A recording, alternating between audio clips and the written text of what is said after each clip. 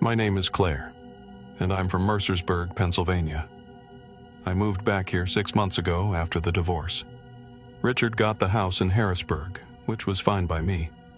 I didn't want it anyway. Didn't want any of those memories. The way he'd sigh when I brought work home. The way he'd ask if I was ever going to take a day off. So I came back to the place I grew up. Got a little apartment above the hardware store on Main Street, and threw myself into the only thing I've ever been good at, which is fixing old stone. The Historical Society hired me right away. There's always work for someone who knows how to restore marble without making it look new, who can match a 100-year-old inscription style by eye. They gave me the old Methodist cemetery first, then the Pioneer Burial Ground out on Route 16. Last month, they offered me the Soldiers' Cemetery. It's not much of a place, really. Just a half-acre of leaning headstones behind what's left of the old Lutheran church, the one that burned in '83 and never got rebuilt. The cemetery's been there since 1864 for the boys who died at the training camp outside town. Most of them weren't even soldiers yet, just kids who got measles or pneumonia or some infection from the latrines. There's maybe 80 stones total, granite mostly, some marble. The Historical Society got a grant to restore them before the anniversary next year. I was supposed to survey the damage, photograph everything, make a work plan. Simple job. Should have taken 3 weeks, maybe 4. I liked it out there from the start. It's quiet. Real quiet. The kind of quiet where you can hear the wind moving through different kinds of grass. The tall, dry stuff makes one sound, the shorter green stuff another. There's a hedge of hawthorn along the back that's gone completely wild. Grows in these tangled knots like it's trying to fence something in. Or out, I guess. The stones are close together, military neat, but the grounds haven't been kept up in years. Vines everywhere. Moss thick as carpet on the north faces. I set up my tripod the first day, started working row by row, documenting the damage. Crack in the base of Private J.W. Miller, 1863. Flaking inscription on Corporal Thomas Green. Staining on half a dozen others from where the oak tree used to stand. I made notes in my little field book, took measurements with my calipers, all methodical. That's how I work. No rush, no shortcuts. My routine was the same every day. I'd get up at 6, grab coffee from the place on the square, be at the cemetery by 7:30, when the light was still soft. Work till noon, drive home for lunch and to charge my camera, back by 2. Work till the light started to go, usually around 6:30 this time of year. The apartment's only 10 minutes away, straight down 416 and left on Church Street. I know that drive so well I could do it in my sleep.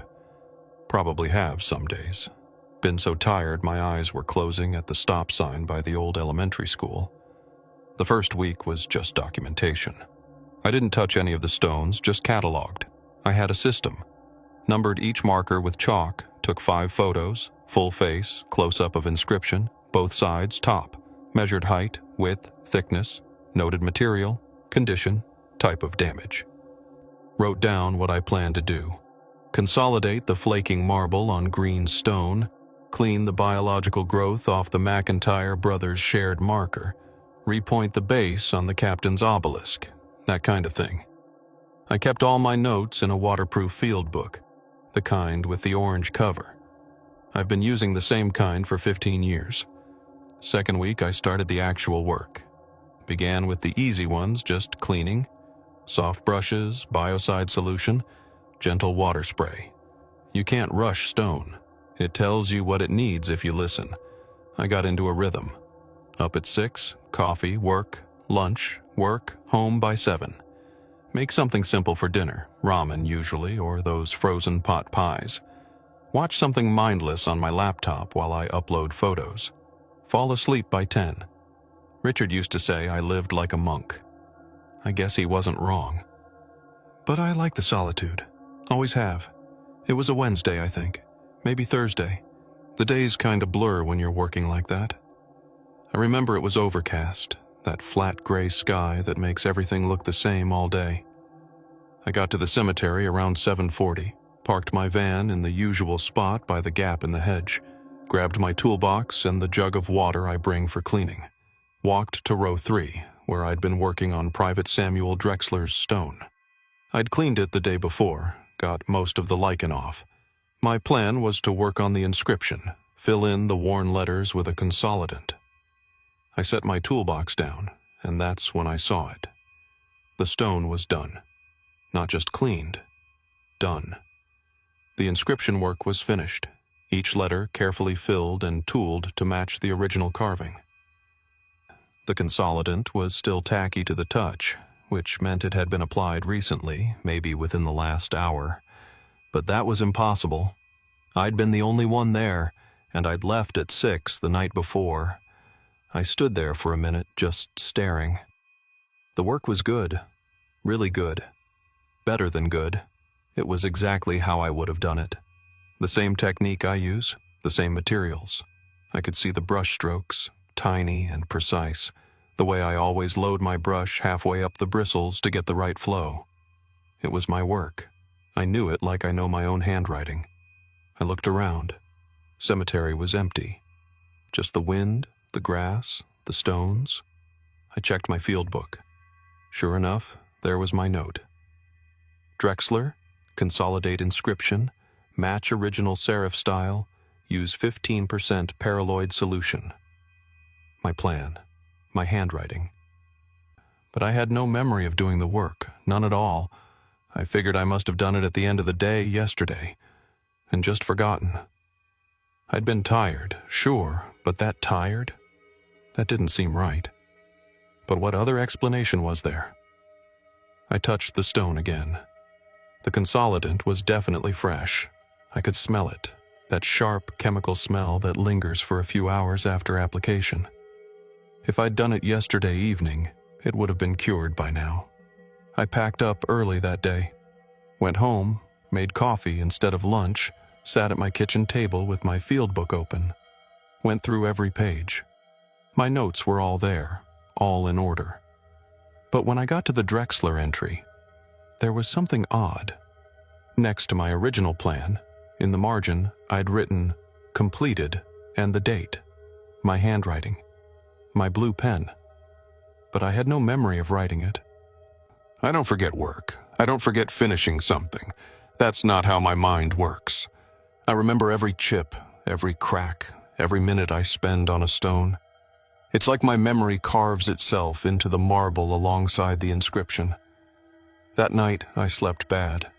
Woke up at 3 in the morning with my heart pounding, thinking I'd heard something. But it was just the wind, probably. The apartment's old, makes noise. I got up, looked out the window at Main Street, empty and dark. Went back to bed eventually. Next morning, I got to the cemetery at the usual time, parked in the usual spot. Walked to row 4, where I'd planned to start on Private William H. Yates. I'd only photographed it the day before, hadn't even cleaned it yet. But when I got there, the stone was clean. Not just a quick rinse, either. Deep clean, biocide applied, moss removed from the base, the whole thing. The stone was still damp in the crevices, meaning it had been done recently. I touched it. Cold, wet. My gloves came away with that faint green stain you get from fresh moss removal. I looked at my toolbox. My spray bottle was full, just like I'd left it. But someone had used a spray bottle. Same kind, same solution by the smell of it. The work was perfect. My technique, my approach. I stood there for a long time, 10 minutes maybe, just trying to think it through. Could someone else be working the site? I called the Historical Society. Linda answered, she's the administrator. I asked if they'd hired a second restorer, maybe someone doing night work. She laughed. On our budget? Claire, you're it. Why, you need help? I said no, just wondering. She told me to take my time. The grant covered 3 months. No rush. I tried to put it out of my mind. Maybe I was sleepwalking. I'd heard of people doing things in their sleep, driving even. But I'd never done that before. never even been a sleep talker. Still, it was a logical explanation. More logical than someone sneaking into a cemetery at night to restore headstones using my exact methods. That was just... what would be the point? Who would do that? I decided to set up a test. That afternoon, I left a stone partially done. Private Jacob Horner, 1862. I'd cleaned the face but left the inscription work for the next day. I took detailed photos before I left, noted the exact condition in my book.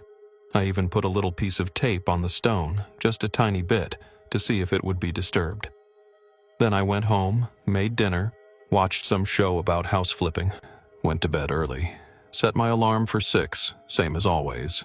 When I got to the cemetery the next morning, the Horner stone was finished. The inscription work was perfect, every letter sharp and clean. The tape was gone. My field book had a new entry. Horner, consolidation complete, 9:47 p.m. My handwriting, my watch notation style. I don't remember writing it. I don't remember doing the work. But my body felt tired. The kind of tired you get after hours of fine brushwork, that ache in your shoulders and neck. I touched the stone. The consolidant was fully cured, which meant it had been applied at least 8 hours ago. The timing fit. If I'd done it at 9:47 p.m., like my note said, it would be ready by 7:30 a.m. I sat down right there on the grass. My legs felt weird. Not weak, exactly, but like they belonged to someone else. I looked at my hands. There was stone dust under my nails. Not a lot, just a trace. That fine white powder that gets into every crevice. I always wear gloves, always. But there it was, and my right thumb had a tiny cut, fresh, like I'd scraped it on a rough edge. That happens sometimes, even with gloves, but I didn't remember it happening. I started checking things. My van's odometer. I'd been tracking my mileage for the grant report. Monday, 47 miles. Tuesday, 48 miles. Wednesday, 95 miles. I stared at that number. 95 miles. That was impossible. The cemetery was 5 miles from my apartment. 10 miles round trip. Even if I'd gone home for lunch, that's 20 miles a day. Wednesday should have been 20 miles, maybe 22, not 95. I got out my grant log, where I write down every trip. Monday and Tuesday were correct. Wednesday just said cemetery and home. No extra trips, but the odometer doesn't lie. I'd driven somewhere. 47 extra miles. That afternoon, I didn't work. I drove back to my apartment, trying to retrace any route I might have taken in some kind of fugue state. I went out 416, same as always. Turned left on Church Street, past the old elementary school, the vacant lot where the grocery store used to be, the row of houses with those big front porches. Everything looked normal. I didn't recognize anything unusual. No strange parking lots where I might have left my car, no side roads that called to me. Just the same 10-minute drive I'd been making for a month. I called my sister that night. Sarah. She lives in Pittsburgh, works in marketing. We don't talk much, not since the divorce. She took Richard's side, or maybe I just pushed her away, but I needed to hear a voice that wasn't my own. I told her I'd been working a lot, maybe too much. Told her I was having some memory lapses. She got that worried tone. "Claire, are you okay? Do you need to see someone?" I said no, probably just tired, but I could hear the concern in her voice, the way she drew out my name. Claire. Like she was talking to a child. I regretted calling almost immediately. We hung up after 10 minutes, promised to talk more soon. I knew we wouldn't. That night I tried to stay awake. I made coffee at 9, then another pot at 11, sat at my kitchen table with my field book, going over every entry. At midnight, I decided to drive out to the cemetery, just to see. I don't know what I expected to find. Myself, maybe. standing there with a brush in my hand. But the place was empty. I parked, left the headlights on, walked through the rows. Nothing. Just stones and grass and that constant wind. I touched a few markers. Cold, dry, no fresh work. I got back in my van at 12:30 and drove home. Felt foolish. But when I checked the odometer, I'd added another 11 miles. That made sense. To the cemetery and back. So why the extra 47 miles from Wednesday? I didn't sleep. Lay in bed listening to the apartment settle, the creak of the old floorboards, the hum of the refrigerator. My body ached like I'd been working all night. That specific soreness in my forearms from holding a brush at the right angle, in my back from leaning over stones. But I'd been awake. I was sure of it. I think I was sure. Thursday morning, I got to the cemetery late. 8:30 instead of 7:30. I was exhausted, my eyes grainy. I didn't even get coffee, just drove straight there. When I walked through the gap in the hedge, I saw something that stopped me. There were 3 stones in row 5 that I'd barely touched. I'd planned to start them next week, but now they were clean. Not just a rinse, but properly cleaned, biocided, moss removed. The kind of work that takes hours. I walked over, touched each one. Damp in the cracks. Freshly done. My spray bottle was still in my toolbox, untouched. But someone had used a spray bottle, same kind, same solution. I could smell it. I looked at my watch. 8:40. If the work had been done recently, I might catch someone. I walked the perimeter, checked behind the hedge, looked in the little copse of trees at the far end. Nothing. No one. Just my van, parked where I'd left it. I went back to the stones, took photos.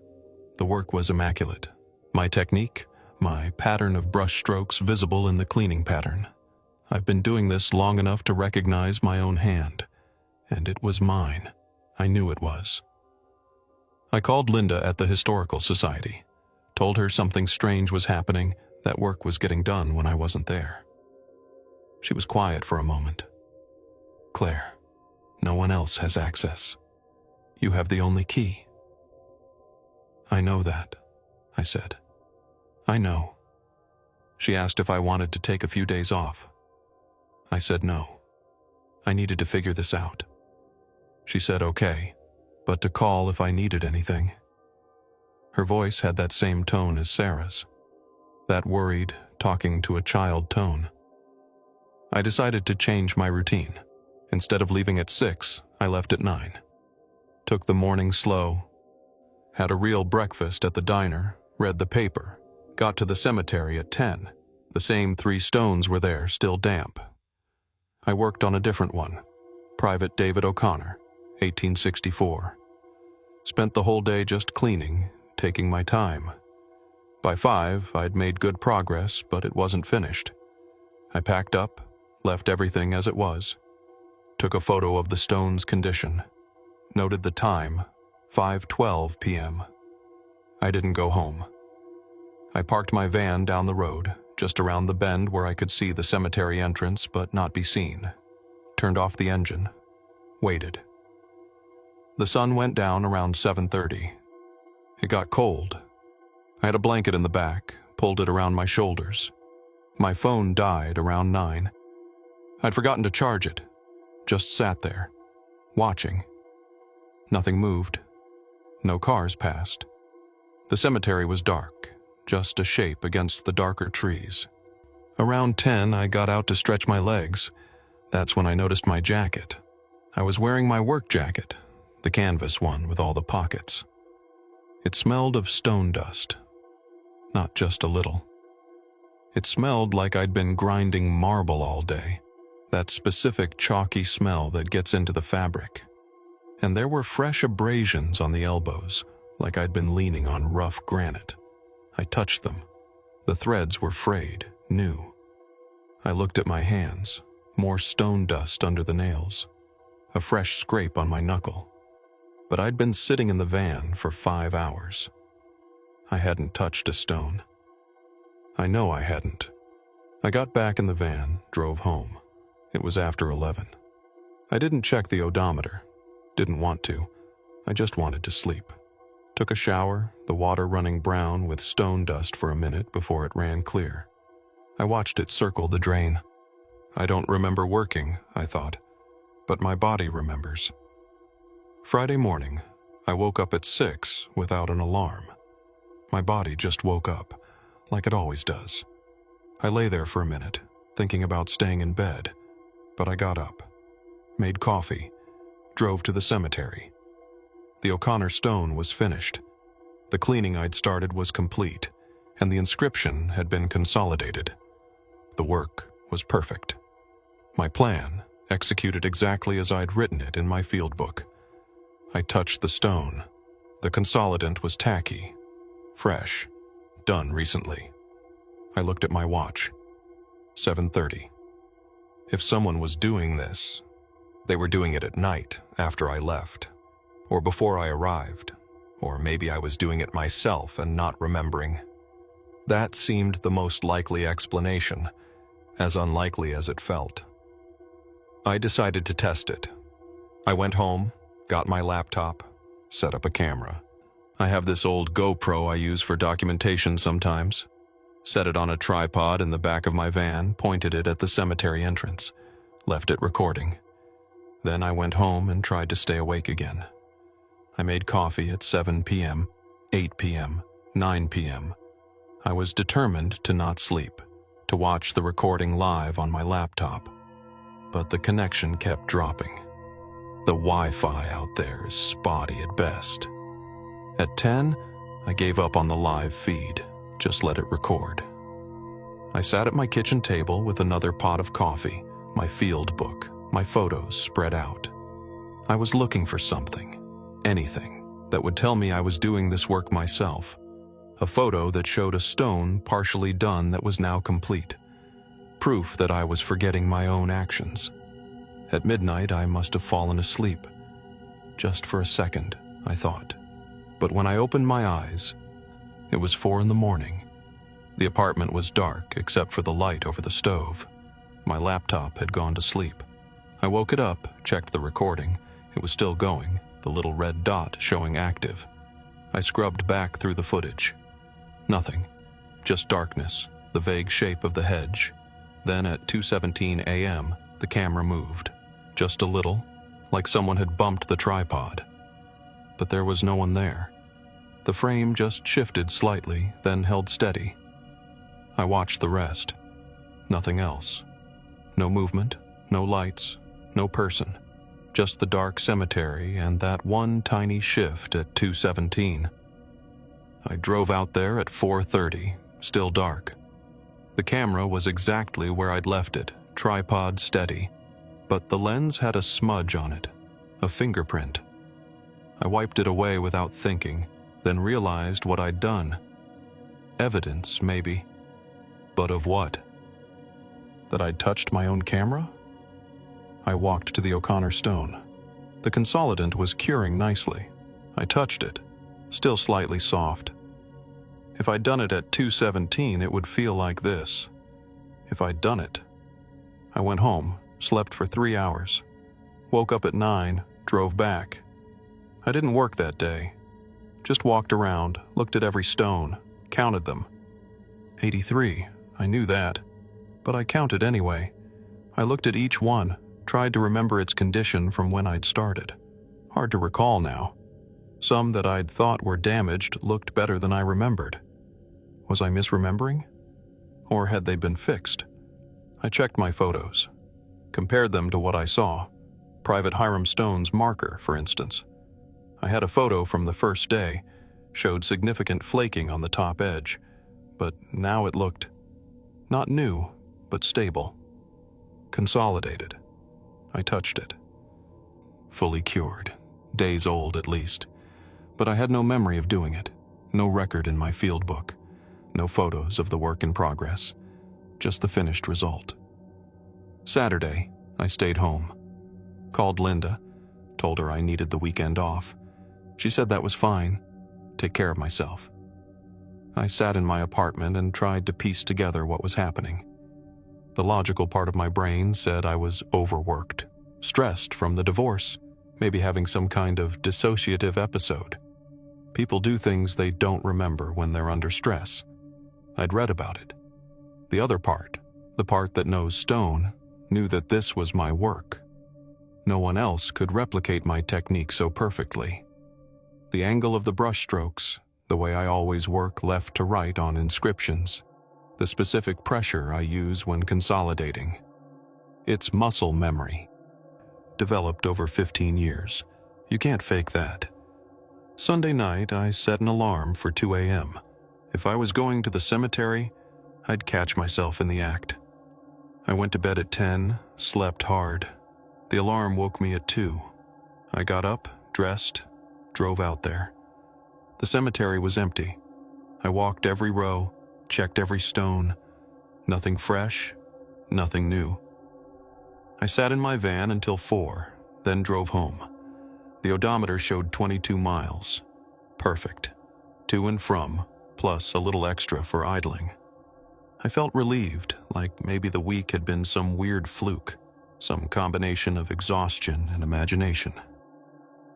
Monday morning, I got to the cemetery at 7:30. Started working on Captain Nathaniel Frost's obelisk. It needed repointing at the base, some serious cleaning.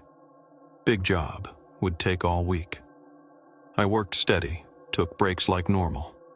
At 5, I packed up, left everything neat, drove home, made dinner, watched a show, went to bed at 10. Tuesday morning, the Frost obelisk was finished. Not just the work I'd started, the whole thing. Repointed, cleaned, consolidated. Perfect. My plan, executed completely. The mortar was still curing in the joints, which meant it had been done recently, within the last few hours. I touched it, still slightly warm from the chemical reaction. I looked at my watch, 7:30. If I'd done it at 5 this morning, it would feel like this. My field book had a new entry. Frost obelisk, complete, 5:03 a.m. My handwriting, my pen, my shorthand. I flipped back through the pages. Every stone that had been finished had a similar entry, all in my hand, all timed between midnight and 6 a.m. I had no memory of writing any of them, but there they were. I called Sarah, told her everything, the work, the memory lapses, the odometer. She was quiet for a long time. Then she said, "Claire, you need to see a doctor. This doesn't sound right. Maybe it's something neurological." I said maybe. She asked if I wanted her to come stay for a few days. I said no. I needed to figure this out myself. She said she was worried. I said I was too. Wednesday, I didn't go to the cemetery. I stayed home, tried to catch up on sleep. But I kept waking up, checking the clock. 2:17, 4:30, 5:03. Those times from my field book. I got up at 6:30, made coffee, sat by the window, watched Main Street wake up. The delivery truck for the grocery store, the old men going to the diner for breakfast, the school bus, normal things. I tried to feel normal. At 9, Linda called. "Claire, the work you're doing is incredible. I drove by the cemetery yesterday. Those stones look amazing. You're working nights too? I saw your van there around 3 in the morning." My van. She saw my van. I asked her what day. "Tuesday. I was coming back from my sister's in Greencastle. Took the back way. Your van was parked in the usual spot. Lights were on inside." I told her I must have left them on. She said maybe, but they were bright, like the interior light was on. Not just parking lights. I hung up and checked my van. The interior light works on a timer. Turns off after 15 minutes if you don't close the door. So either I'd left the door open all night, or I'd been there Tuesday at 3 a.m. I would have had to be there to leave the light on. I checked the odometer. Since Sunday night, I'd added 127 miles. That was impossible. I'd only driven to the cemetery and back on Monday and Tuesday, 40 miles tops. But there it was, 127 miles. Thursday, I went back. I had to. Couldn't just stop working. The grant had deadlines, and honestly, I didn't know what else to do. I started on a new stone, Private Michael Donnelly. Worked slow, methodical. At lunch, I drove home, but instead of going inside, I just sat in my van and watched the cemetery entrance through my rearview mirror. Like I could catch myself coming or going. Nothing happened. At 2, I drove back, worked till 5, left the Donnelly stone half done, drove home, set my alarm for midnight. At midnight, I woke up before the alarm, just opened my eyes. Something felt wrong. The apartment was too cold. I got up, checked the thermostat. 68, same as always, but it felt colder. I looked out the window. Clear night. Stars. I got dressed without thinking about it, put on my work boots, drove to the cemetery. The interior light was on when I got there. I don't remember turning it on. I parked, got out, walked through the gap in the hedge. The Donnelly stone was finished, done in the dark by touch and memory. Perfect work. The consolidant was fresh, tacky.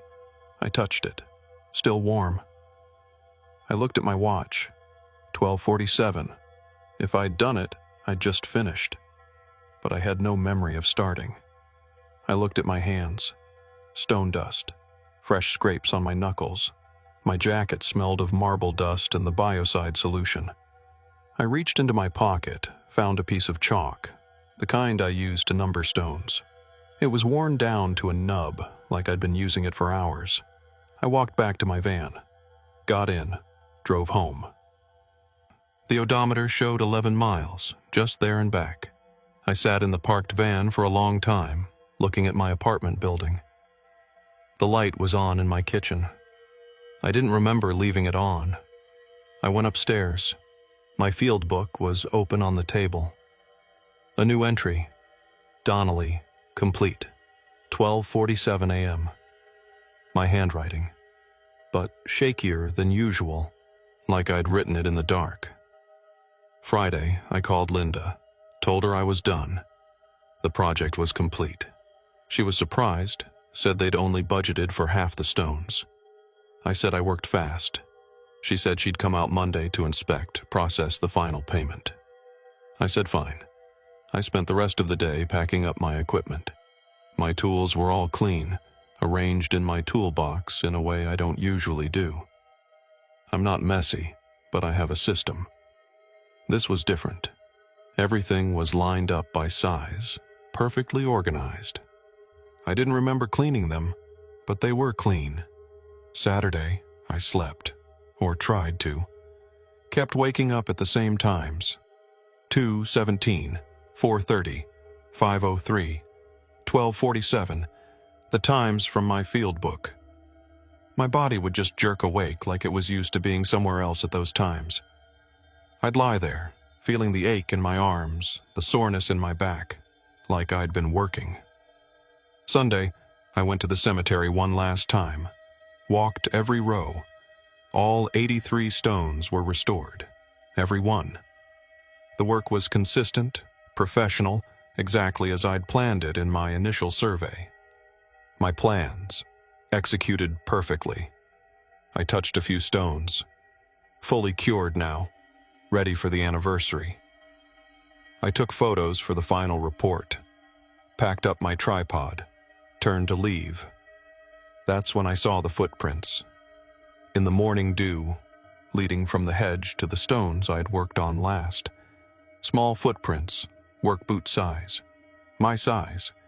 They came from the direction opposite how I usually entered, like someone had parked on the back road, come through the hedge, done the work, and left the same way. I followed them.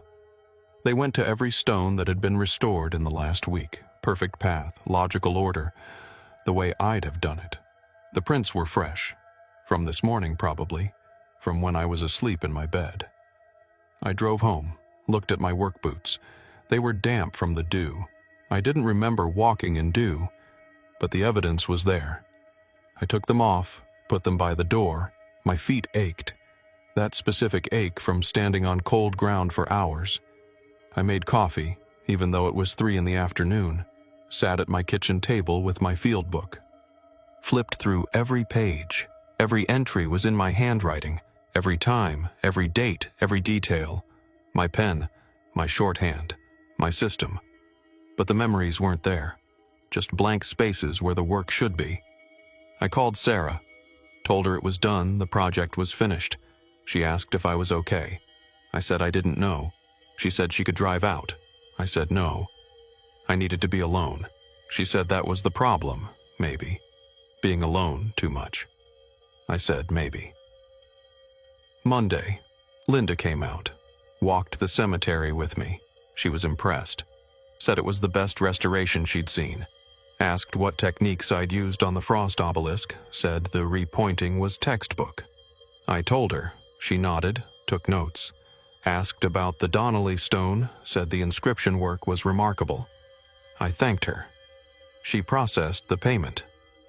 Told me the Historical Society would definitely hire me again. I said I'd be happy to work with them. That was last week. I've been trying to rest, trying to sleep normal hours, but I keep waking up at the same times. 2:17, 4:30, 5:03, 12:47. My body gets out of bed like it's going somewhere. I have to force myself to lie back down. The aches are still there, every morning. Stone dust under my nails, scrapes on my hands. My jacket smells of marble. I went back to the cemetery yesterday, just to look. Everything was perfect. The grant money came through. Linda sent me a nice email, said the board was thrilled. I should be thrilled too. I got paid for work I don't remember doing. Work my body remembers perfectly. Last night I set up the camera again, pointed it at my bed. I need to know. Need to see if I'm getting up, driving out there working in the dark. I watched the footage this morning. It's just me, sleeping. From midnight to 6, I don't move. Just lie there. But at 2:17, the camera shifts. Just a little. Like something moved it. And there's a sound on the audio. I had to turn it up all the way to hear it. Stone on stone. A chisel tapping, the sound of someone working marble. I was in bed the whole time. I have proof. But my van's odometer shows another 47 miles. And there's a new receipt on my kitchen table. For marble dust, for consolidant, for brushes, dated yesterday, paid with my credit card. Signature matches mine perfectly. I don't remember buying anything. I think I'm going to take Sarah up on her offer. Have her come stay for a while. Maybe I need someone here at night. Someone to tell me where I am, where I've been, what I'm doing. But I'm scared, because what if she stays and she sees me? What if she watches me get up at 2:17, put on my work boots, drive away?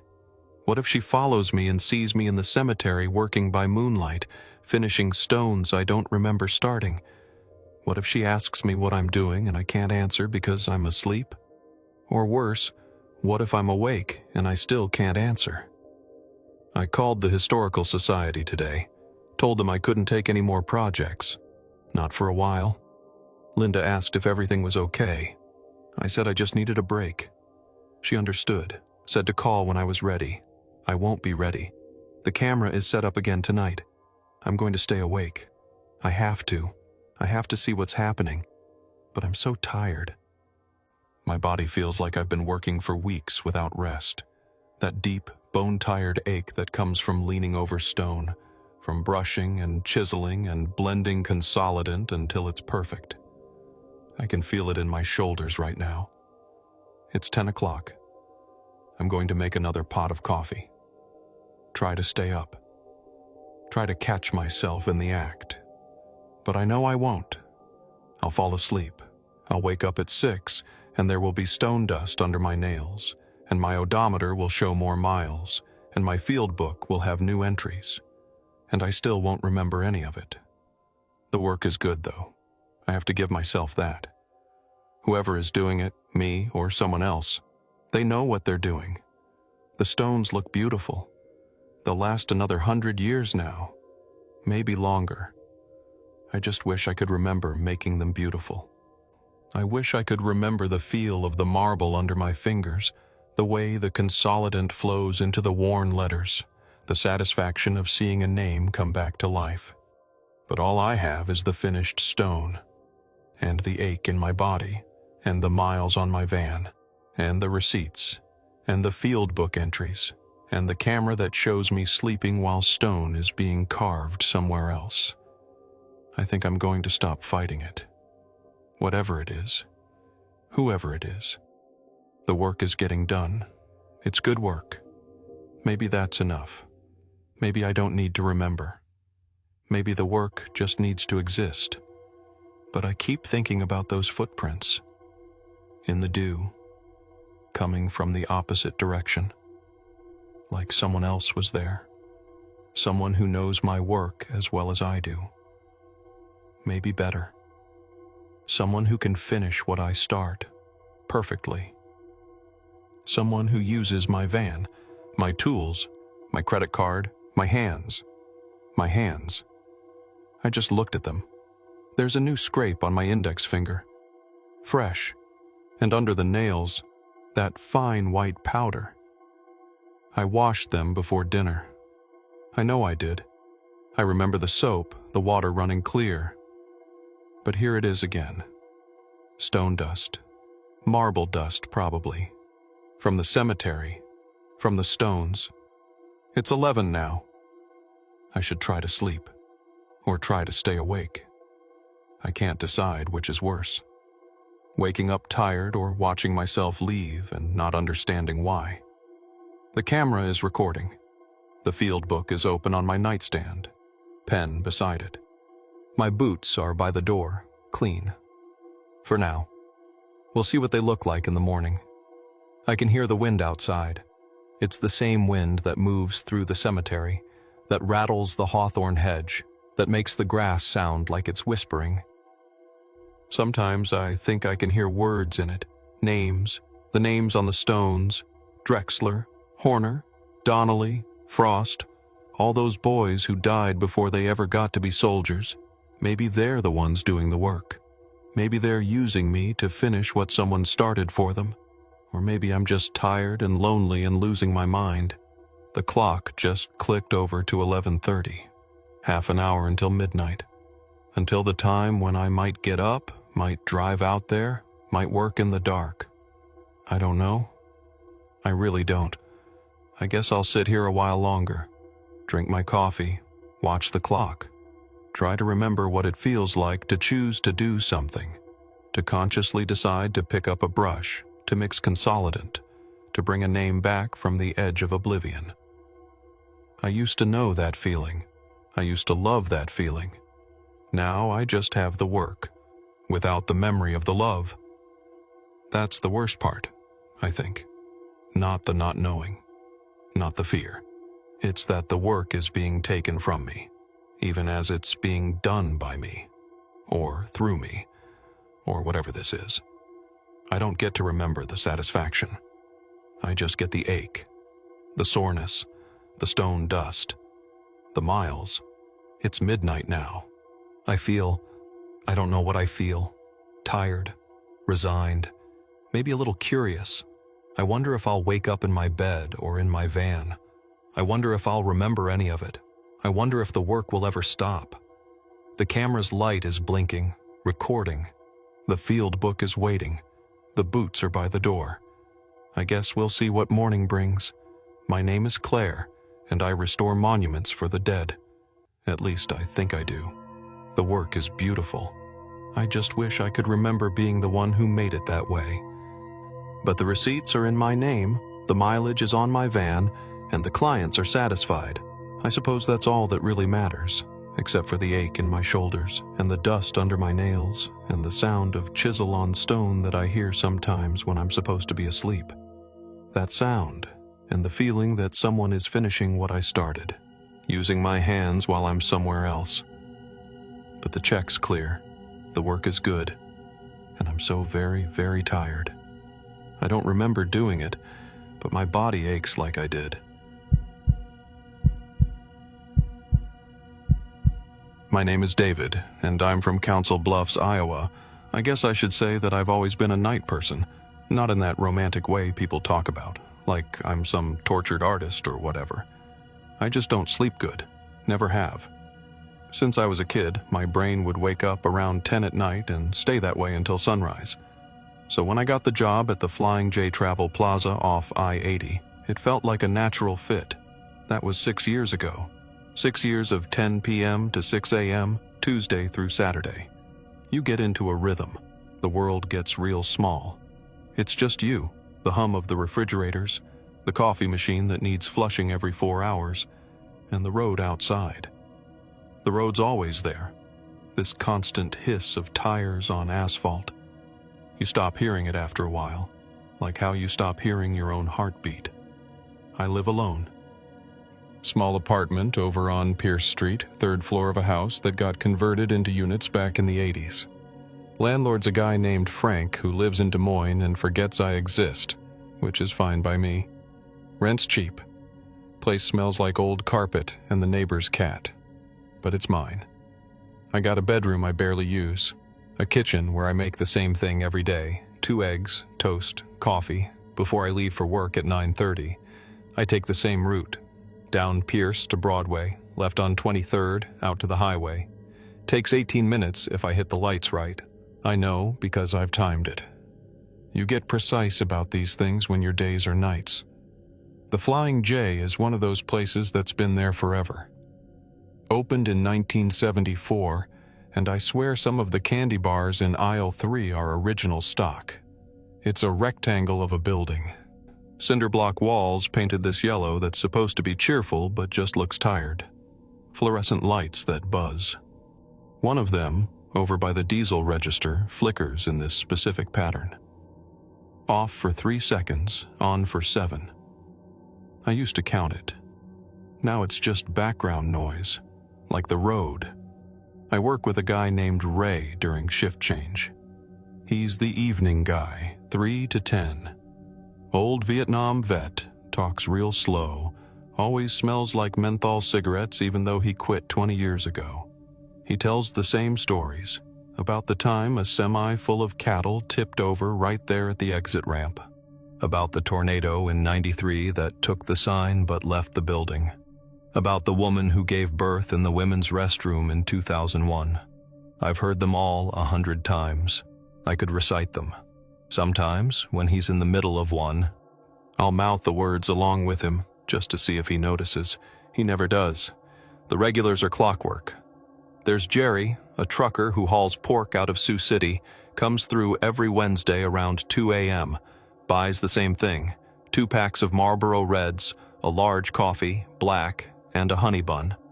Always pays cash. Always says, "Keep the change, kid," even though I'm 37. Then there's the couple, Linda and Steve, who drive a camper and stop in every Friday night on their way to see their grandkids in Denver. They get gas, use the bathroom, buy a bag of Doritos. Steve always complains about the price of diesel. Linda always asks if we have any fresh coffee, even though she can see me brewing a new pot. I tell her it'll be 5 minutes. She says she'll wait. She always waits. Then there's the quiet ones, the drifters, the insomniacs, the people who wander in at 4 a.m. with that look, like they're not sure how they got there. I don't mind them. They don't talk much. They just want a cup of coffee and a place to sit for a while. We got a booth by the window, vinyl seats cracked and taped. They sit there, staring at the trucks lined up in the lot, the drivers sleeping in their cabs. Sometimes they fall asleep. I let them. It's not like we're busy. My routine is solid. At 10, Ray leaves. I lock the door behind him, switch the sign to open 24 hours. I count the register.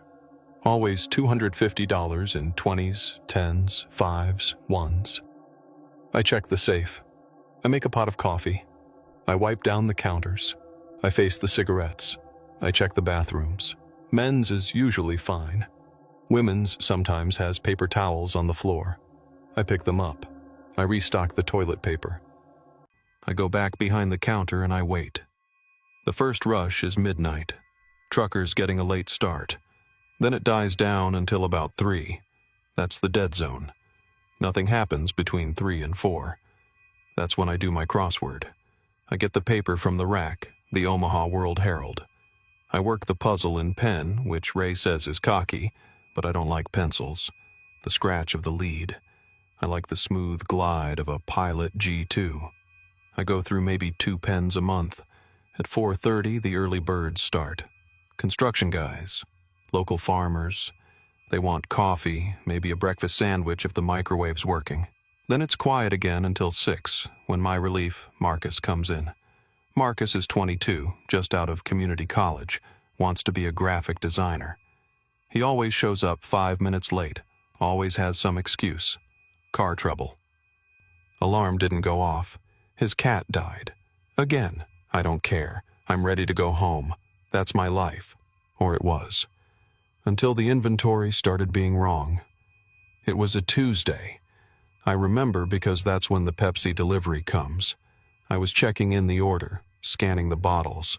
I counted 12 cases of Mountain Dew. The invoice said 12, but when I scanned the shelf tag, the system said we should have 14. I figured Ray sold a couple before I got there. Forgot to log it. Happens. He's getting old. So I adjusted the count and moved on. Next day, the cigarette count was off. We were short 2 packs of Camel Blues. I checked the sales log. Nothing. I checked the camera footage. Ray didn't sell any. I didn't sell any. But they were gone. I wrote it off as shrinkage. Shoplifting. It happens. We got a blind spot by the motor oil rack. Someone could have grabbed them. But then it was the honey buns. We get them in boxes of 8. I opened a fresh box Thursday night, put them in the display. Friday morning, after Linda and Steve left, I checked. There were 3 left. They'd bought 1 bag of Doritos, no honey buns, but the box was empty. 5 honey buns, gone. No wrappers in the trash, nothing on the cameras. I asked Marcus if he'd sold any. He looked at me like I was crazy. I just got here, man.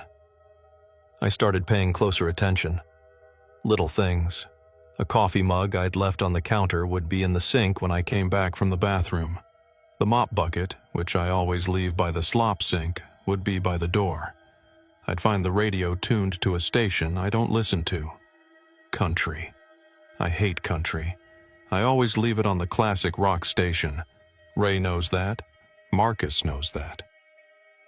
But there it was, twanging away at 3 a.m. I started to think I was forgetting things. Sleep deprivation, maybe. Even though I sleep fine during the day. 8 hours, usually. Blackout curtains, white noise machine. But maybe it's catching up. So I started writing things down. A log. 10:15 p.m. Mop bucket by slop sink. 10:47 p.m. Coffee mug on counter, 3rd from left. I'd take a picture with my phone, time-stamped, but the pictures would be wrong. I'd take a photo of the mop bucket by the slop sink. An hour later, I'd check the photo. The bucket would be by the door. In the photo.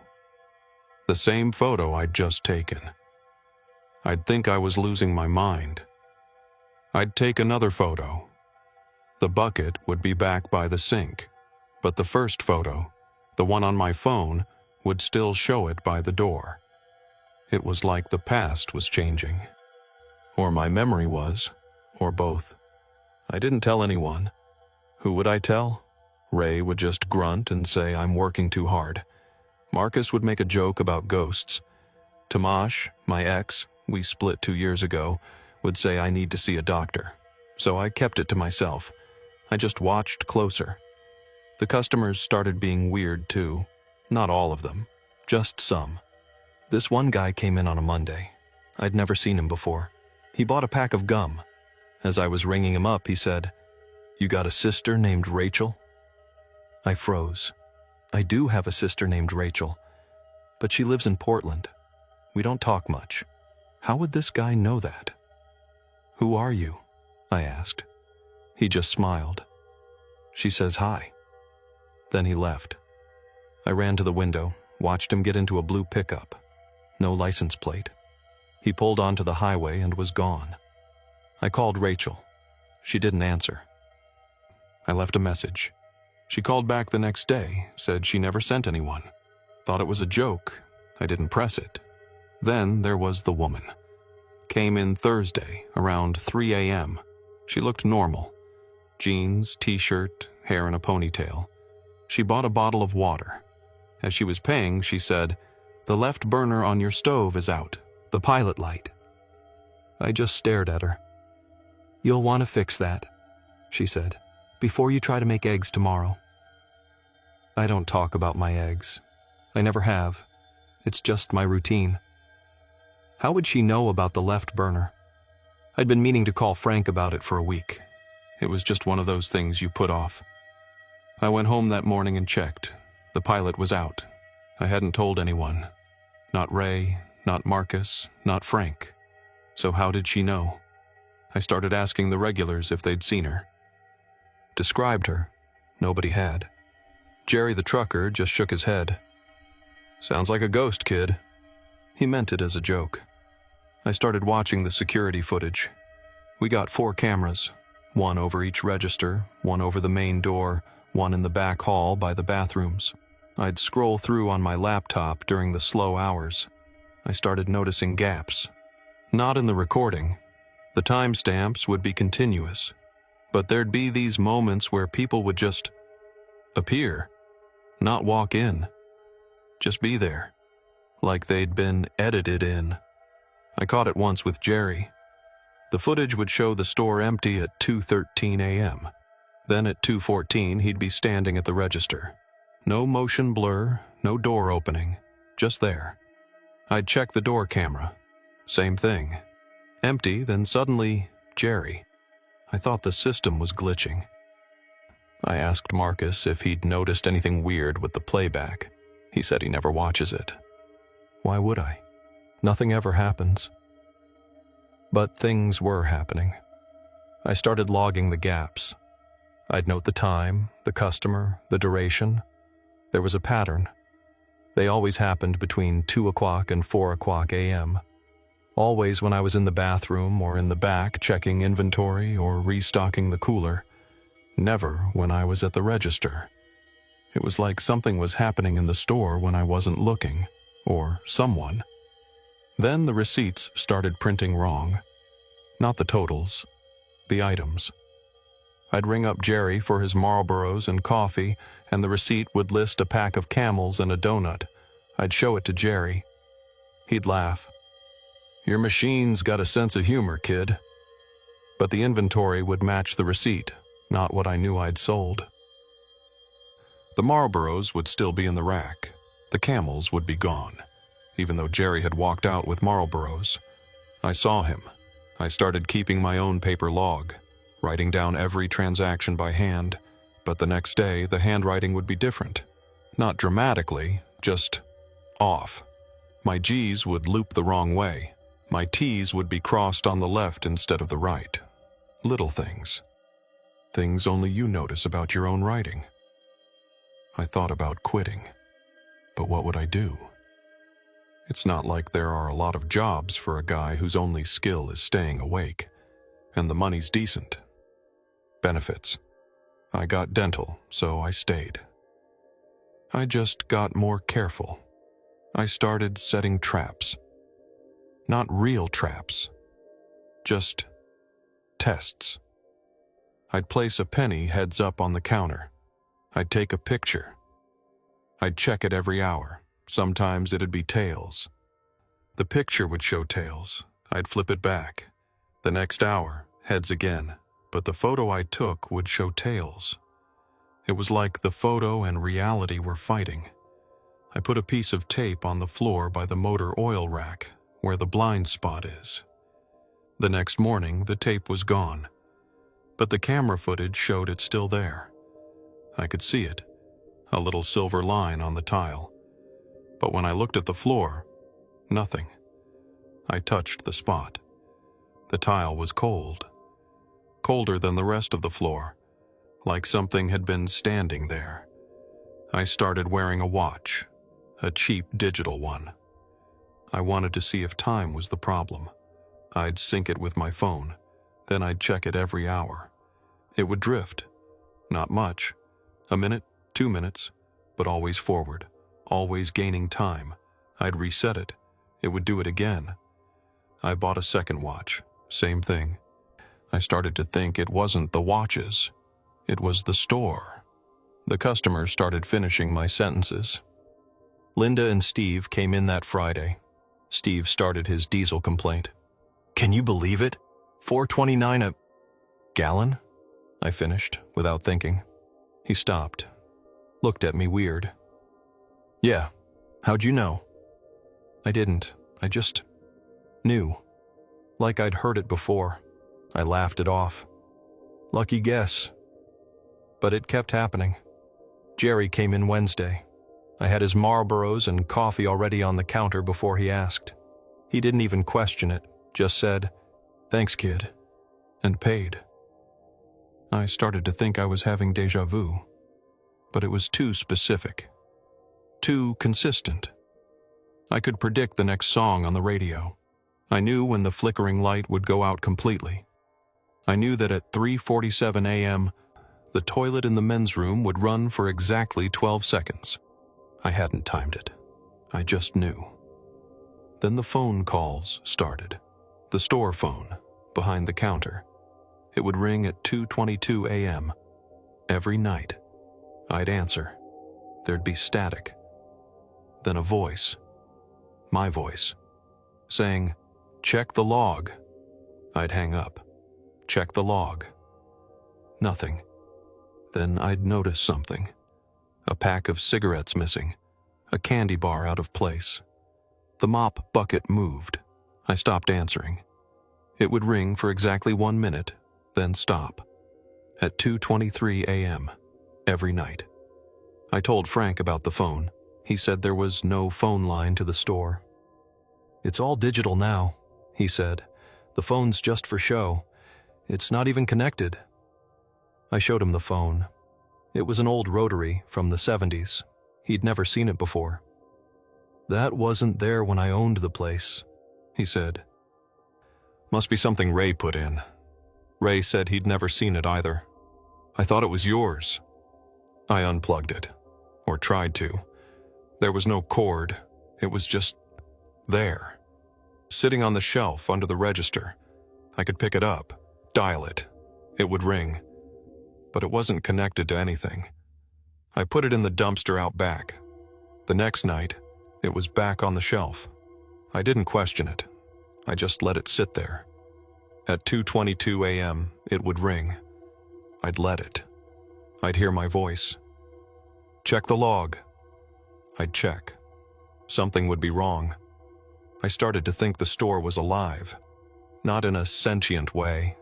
More like a recording, a loop. And I was part of it. But I was also outside of it. I could see the seams. Marcus noticed something. "You ever feel like you've done this before?" he asked one morning as I was leaving. "All the time," I said. "Not just the job. I mean, this exact moment. You, me, the coffee, the light flickering. It's like a rerun." I asked him when he started feeling that way. He thought about it. "A few weeks ago, right around when you started acting weird." I didn't know I was acting weird, but I guess I was. I stopped sleeping. I'd go home, lie in bed, and just think about the store, about the phone, about the log. I'd get up and check my paper log. The handwriting would be different. I'd rewrite it. The next day, it would be different again. I started dreaming about the store. But in the dreams, I wasn't alone. There was someone else. A shape. It would stand by the motor oil rack in the blind spot. I'd try to look at it, but my eyes would slide away. Like trying to look at your own nose. You know it's there, but you can't focus. I started staying late. After Marcus came in, I'd sit in my car in the lot, watch the store. Nothing happened. It just sat there, fluorescent lights buzzing, flickering lights still flickering, but I felt like if I left, something would.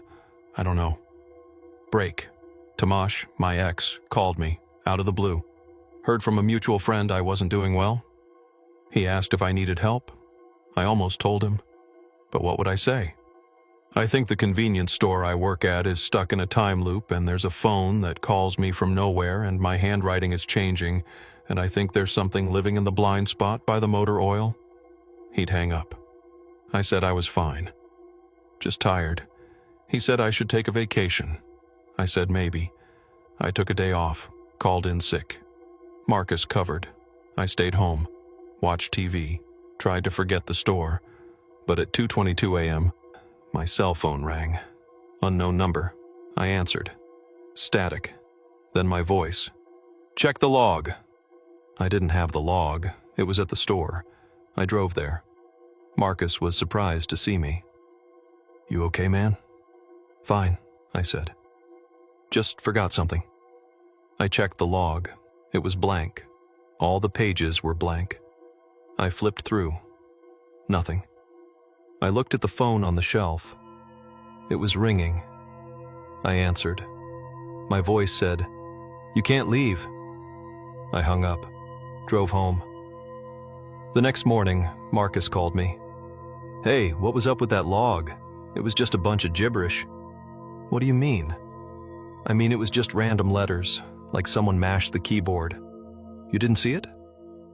I hadn't seen it, but I believed him. I went back that night. The log was full, my handwriting, perfectly normal entries, times, dates, transactions, but the times were wrong. They'd say 2 o'clock a.m., 2:01 a.m., 2:02 a.m., but the transaction would be customer Jerry, Marlboro Reds, coffee, honey bun. Jerry doesn't come in at 2. Jerry comes in at 2:13, always 2:13, but the log said 2. I checked the security footage. At 2:00 a.m., Jerry was there, plain as day, but I knew he wasn't. I'd been at the register. I'd looked at the clock. It was 2 o'clock. He wasn't there. Then at 2:13, he was. I started to think there were 2 Jerrys, or 2 stores, or 2 me's. I started watching the cameras more. I'd have the feed up on my laptop behind the counter. I'd watch myself. I'd see myself go to the bathroom. Then I'd see myself still at the register. 2 of me. One in the bathroom, one selling cigarettes to a customer who wasn't there. I'd look up from the laptop. I'd be at the register. No one else. I'd look back at the screen. There I'd be in the bathroom. Then the screen would flicker, and it would just be me at the register. The bathroom camera would show an empty room. I started to think the cameras were lying. Or I was. Marcus called in sick one day. Threw off the whole schedule. Frank asked if I could cover. I said sure. I worked a double. 10 p.m. to 2 p.m. the next day. 16 hours. I thought maybe if I stayed through the day shift, I'd see something. Some difference. Some clue. The day shift is a different world. Families. Kids. Sunlight streaming through the windows. The flickering fluorescent doesn't matter as much. The road noise is different. More cars, fewer trucks. I watched the customers. They seemed normal. They didn't repeat themselves. They didn't know what they were going to buy before they bought it. They didn't finish my sentences. But at 2:22 p.m., the phone rang. I answered without thinking. Static. My voice. Check the log. I checked. The pages were blank. I looked at the phone. No cord. I looked at the clock. 2:22 p.m. I'd been there 16 hours, but my time card would only show 8. I knew it. When Frank came in to close, I asked him about the time cards. He said the system was automatic, digital. I asked to see mine.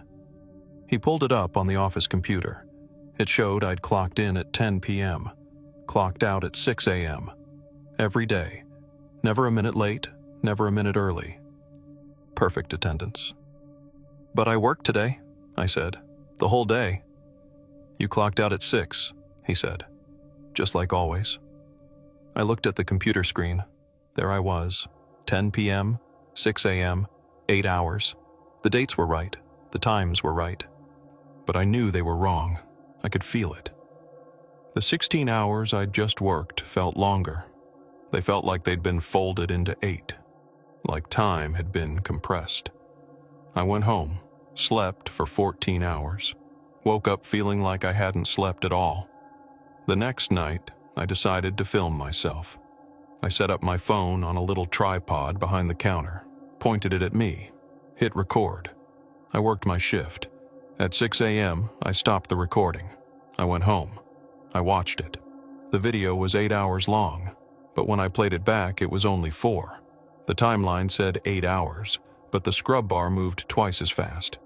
I could see myself moving in fast forward, but not comically fast. Just slightly accelerated. I'd look at the clock.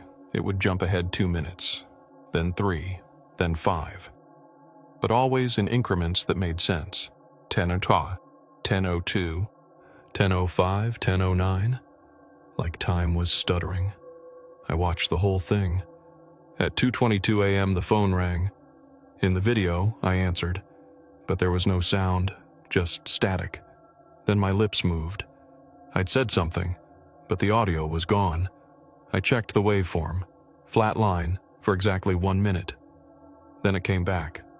I watched the part where Jerry came in. In the video, he appeared at 2:00 a.m., not 2:13. The timestamp said 2:00. I remembered 2:13, but the video said 2:00.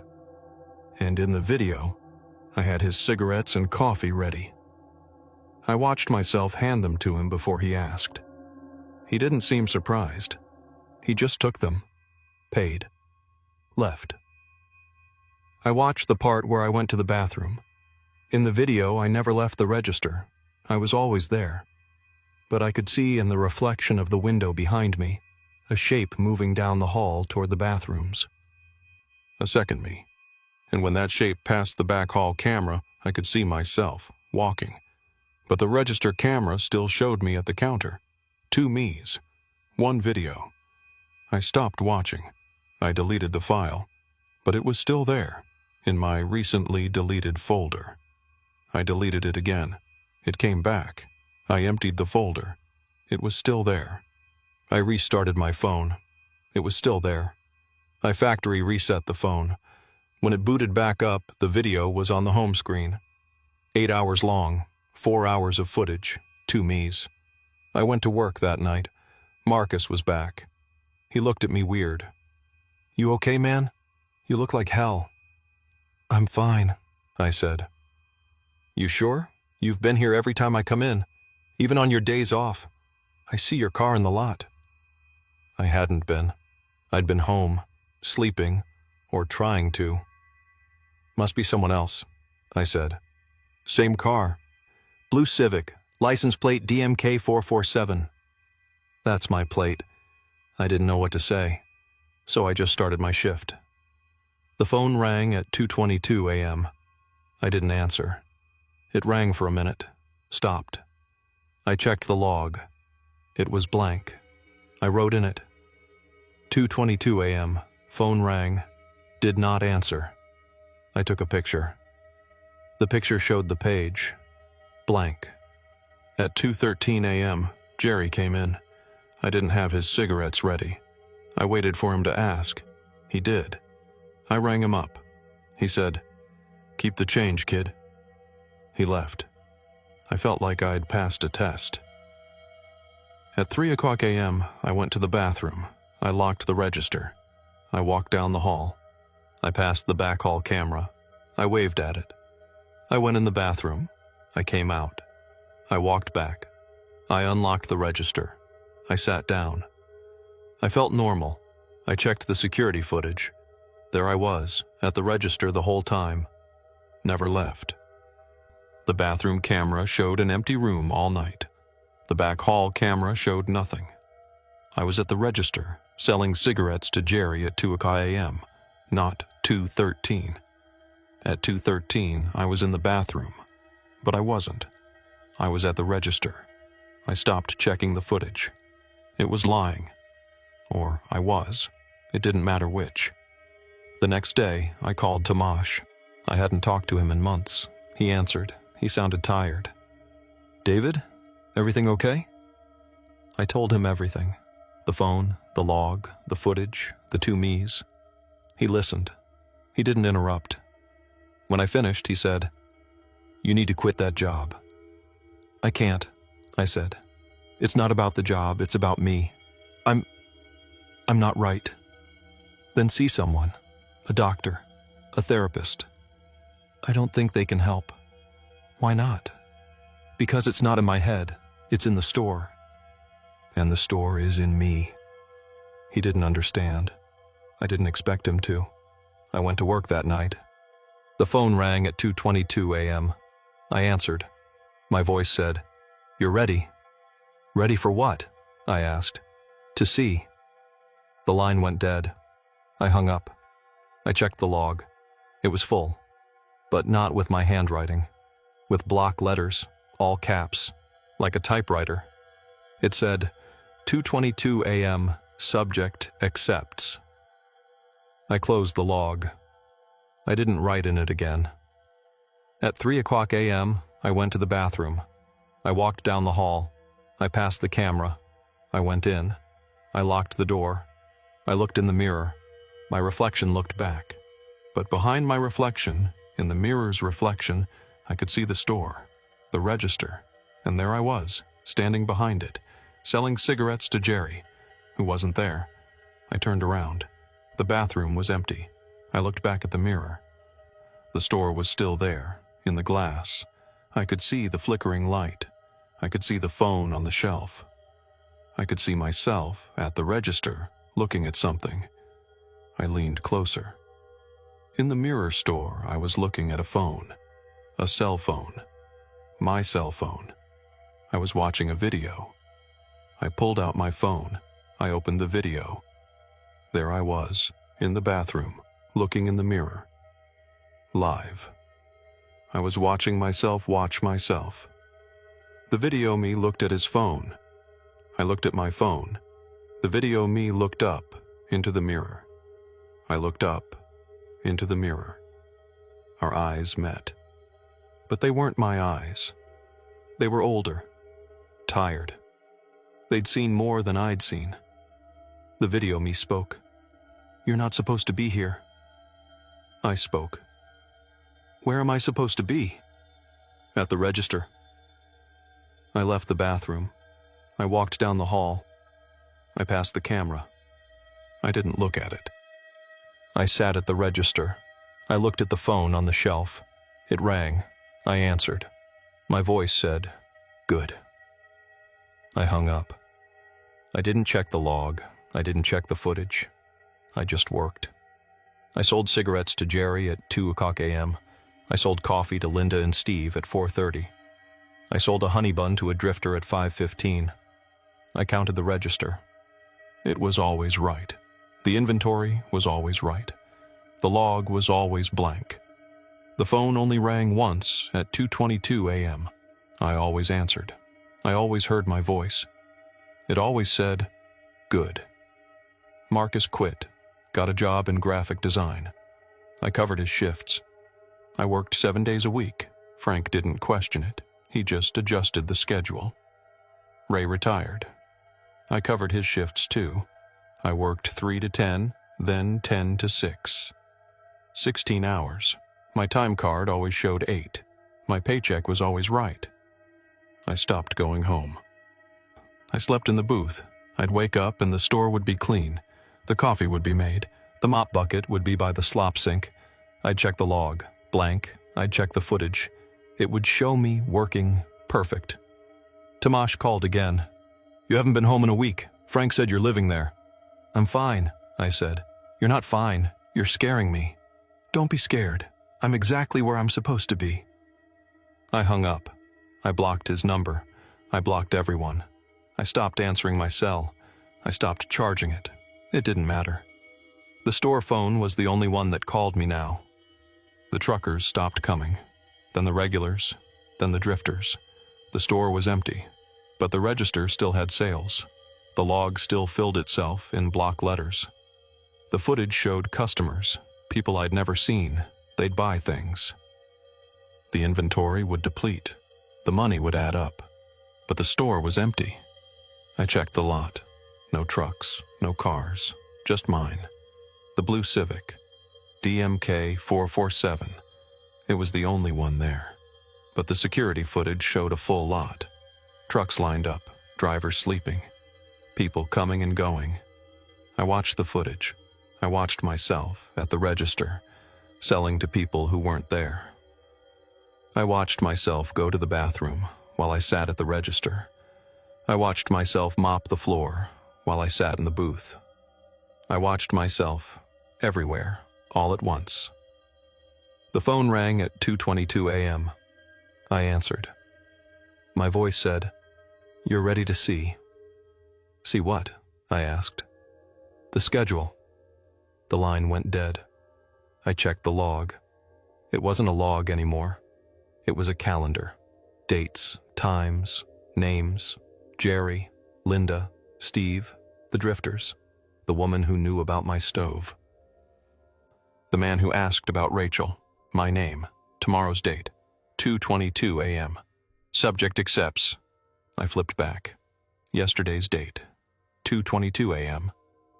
Subject accepts. Every day, back 6 years. Every day, the same entry. Every day, me. Accepting. I flipped forward. Tomorrow, 2:22 a.m. Subject accepts. The day after, same. A week, same. A month, same. A year, same. 10 years, same. The phone rang. I answered. My voice said, "You see?" "I see," I said. "Good." I hung up. I sat at the register. I waited. The store was empty. The footage was full. The log was full. The schedule was full. I was full. Of the store, of the time, of the me that wasn't me. I don't go home anymore. There's no point. The apartment is empty. Frank rented it to someone else. A guy named Marcus, oddly enough. He pays rent on time. He never misses a day. He works nights at a convenience store. I still work the register. The phone rings. I answer. I say, "Good." I hang up. I check the log. It's blank. I check the footage. It's just me. I check the schedule. It's full. I don't question it. I don't doubt it. I just accept it. Because that's what the schedule says. Subject accepts. Sometimes, when the flickering light goes out, I see the shape. By the motor oil rack. It's not a person. It's just a lack. A space where something should be. I don't look at it directly. I know better now. I just ring up the customers. The ones on the footage. The ones in the log. The ones in the schedule. I take their money. I give them change. I say, "Have a good night." They don't answer. They never answer. But the register opens. The money appears. The inventory depletes. The schedule is satisfied. Tomasz came by last week. He stood outside, pounding on the glass. I saw him on the camera. He was shouting. I could read his lips. "David, come out!" I looked at the register. There was a button. "Lock door." I pressed it. The door locked. Tomasz pulled on it. It didn't budge. He called the police. They came. They knocked. I didn't answer. They had a key. It didn't work. The door was sealed. They looked through the window. They saw me at the register alone. They asked if I was okay.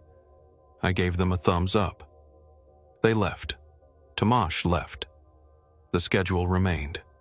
The phone rings at 2:22 a.m. I answer. My voice says, "You're doing well?" "Thank you," I say. "Tomorrow, we add a new customer." "Who?" "You'll see." I hang up. I check the log. It's blank. I check the footage.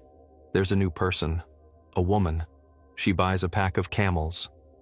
I don't recognize her, but I will. Tomorrow, when she comes in. She'll be real then. For now, she's just footage. just schedule, just me. I don't know how long it's been. The calendar in the office stopped at 2024. The computer says it's 2025. My phone is dead. The store phone only calls itself. The outside world is just the hiss of tires on asphalt. But there are no trucks. There are no cars. Just the sound. I used to think the sound was the road. Now I think it's the store. Breathing. The fluorescent hum is its heartbeat. The flickering light is its eye, opening and closing. The phone is its voice. The log is its memory. And I am its function. I am the operator, the attendant, the subject. The schedule says I accept. So I do.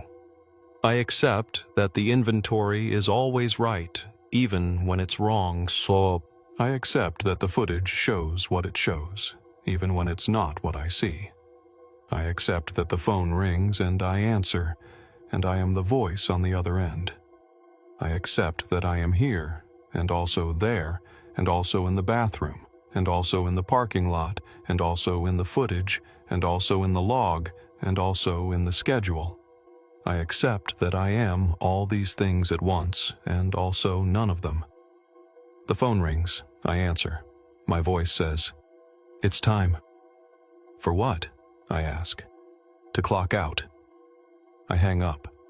I look at the time card. It's blank. I clock out. The register opens. I put the money in the bag. I walk to the safe. I deposit it. I walk back. I sit in the booth. I wait. The door opens. It's me. Another me. The me from the footage. He walks in. He stands at the register. He looks at me. I look at him. He says, "You're early." I say, "I'm right on time." He nods. He walks to the back hall. He disappears into the bathroom. I hear the lock click. I hear the toilet flush. I hear the door unlock. He walks back. He sits at the register. He looks at the phone. It rings. He answers. He says, "Good." He hangs up. He looks at me. "You can go now." I stand up. I walk to the door. It's locked. I look back. He's gone. The register is empty. The footage shows me leaving. The log shows 6:00 a.m., subject departs. The schedule shows tomorrow's date, 2:22 a.m. Subject accepts. I accept. I always accept. Because what else is there? The store is all there is. The road, the hiss, the hum, the flicker, the phone, the log, the footage, the schedule. It's all one thing, and I am it. And it is me, and we are here, together, forever. Or at least until the schedule says otherwise. The phone rings. I answer. My voice says, "Welcome back." I say, "I never left." The voice says, "Exactly." My name is Duncan, and I'm from Portree, Isle of Skye. Suppose I should start by saying I didn't want to go back. Not really. When Margaret passed last spring, April it was, the lilacs just starting to show in that little patch of garden she kept outside our kitchen window. When she passed, she left specific instructions. She wanted her ashes scattered over the old cemetery grounds where I'd worked as a young man. 30 years ago now. Said it was the most peaceful place she'd ever been, though she'd only visited the once, when we were courting. I told her then it wasn't a proper place for a picnic, but she'd insisted, brought a blanket and sandwiches wrapped in brown paper. Sat right there on the hill above the north wall, looking out over the sea loch. I remember the wind kept trying to steal her hairpins. After the funeral, after the paperwork and the phone calls and all the things that fill up the days when someone dies, I put the urn on the mantel, just above the fireplace, next to that photograph of us at Dunvegan Castle. We looked happy. I suppose we were. The urn was smaller than I expected, brass, with a pattern of leaves stamped around the middle. Margaret always did love autumn leaves. I kept meaning to make the trip out to the cemetery, but something always came up. The car needed new tires. My sister called from Inverness, needed help with her youngest boy, trouble at school, the kind of trouble boys get into when they think no one's watching. Then there was the rain. October on Skye, it rains more days than not. You get used to it, but it makes the roads treacherous, especially out toward the old places. I live in a small house on the edge of Portree. 2 bedrooms, though one's just for storage now. I kept Margaret's clothes in the wardrobe for 6 months after she died. Couldn't bring myself to box them up. My sister finally did it for me when she came to visit in September. Said it wasn't healthy seeing them every morning. She's probably right. She usually is about those things. The house is one of those whitewashed cottages you see all over the island, with a slate roof that needs patching every other year. I've got a small kitchen, a sitting room that faces east, gets good light in the morning, which Margaret always appreciated. She'd sit in her chair by the window, drinking tea from that blue mug with the chip in the handle, watching the fishing boats come into the harbor. These days, I work at the co-op in town, stocking shelves, mostly. Sometimes they have me on the till if Jeannie's off sick. It's not the work I ever imagined doing, but after I left the cemetery job, after the incident with the previous groundskeeper, though nobody called it an incident, not really, after that, I drifted. Worked on fishing boats for a while, but my hands aren't steady enough for the nets. Did some construction over in Broadford, but the co-op's steady. Pays enough for the mortgage and the electricity. I go in at 8, leave at 4:30. Same route every day, past the harbor, up the hill, past the school where the kids all shout at recess. You fall into a rhythm. You stop noticing things after a while. My routine is simple. Alarm goes off at 6:30. I lie in bed for 10 minutes, listening to the wind. Always wind on Skye. Sometimes it's gentle, just brushing against the window frames. Other times it howls like it's trying to get in. I get up, put on the kettle. Tea, 2 sugars, the way Margaret taught me. I never drank tea before I met her. Was a coffee man. She said tea was better for the nerves. I think she was right about that too. I eat toast, plain, no butter, and read the bits of the newspaper that come through the letterbox. Usually it's yesterday's news, but I don't mind. Time moves slower here. You don't need to know everything right away. After work, I come home, make dinner. Something simple. Pasta maybe, or a baked potato. Margaret was the cook in our house. She had a way with spices I never learned. I can manage the basics, but everything tastes a bit bland now. I eat in front of the television, though I rarely pay attention to what's on. It's just noise. Company, I guess. Then I wash up, maybe read a chapter of whatever book I've got from the mobile library that comes every other Tuesday. Usually something about history.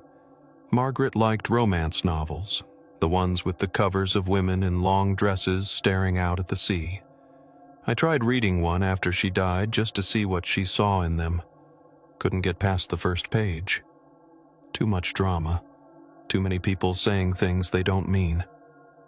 On Saturdays, I do the washing. Strip the bed, though it's just my sheets now.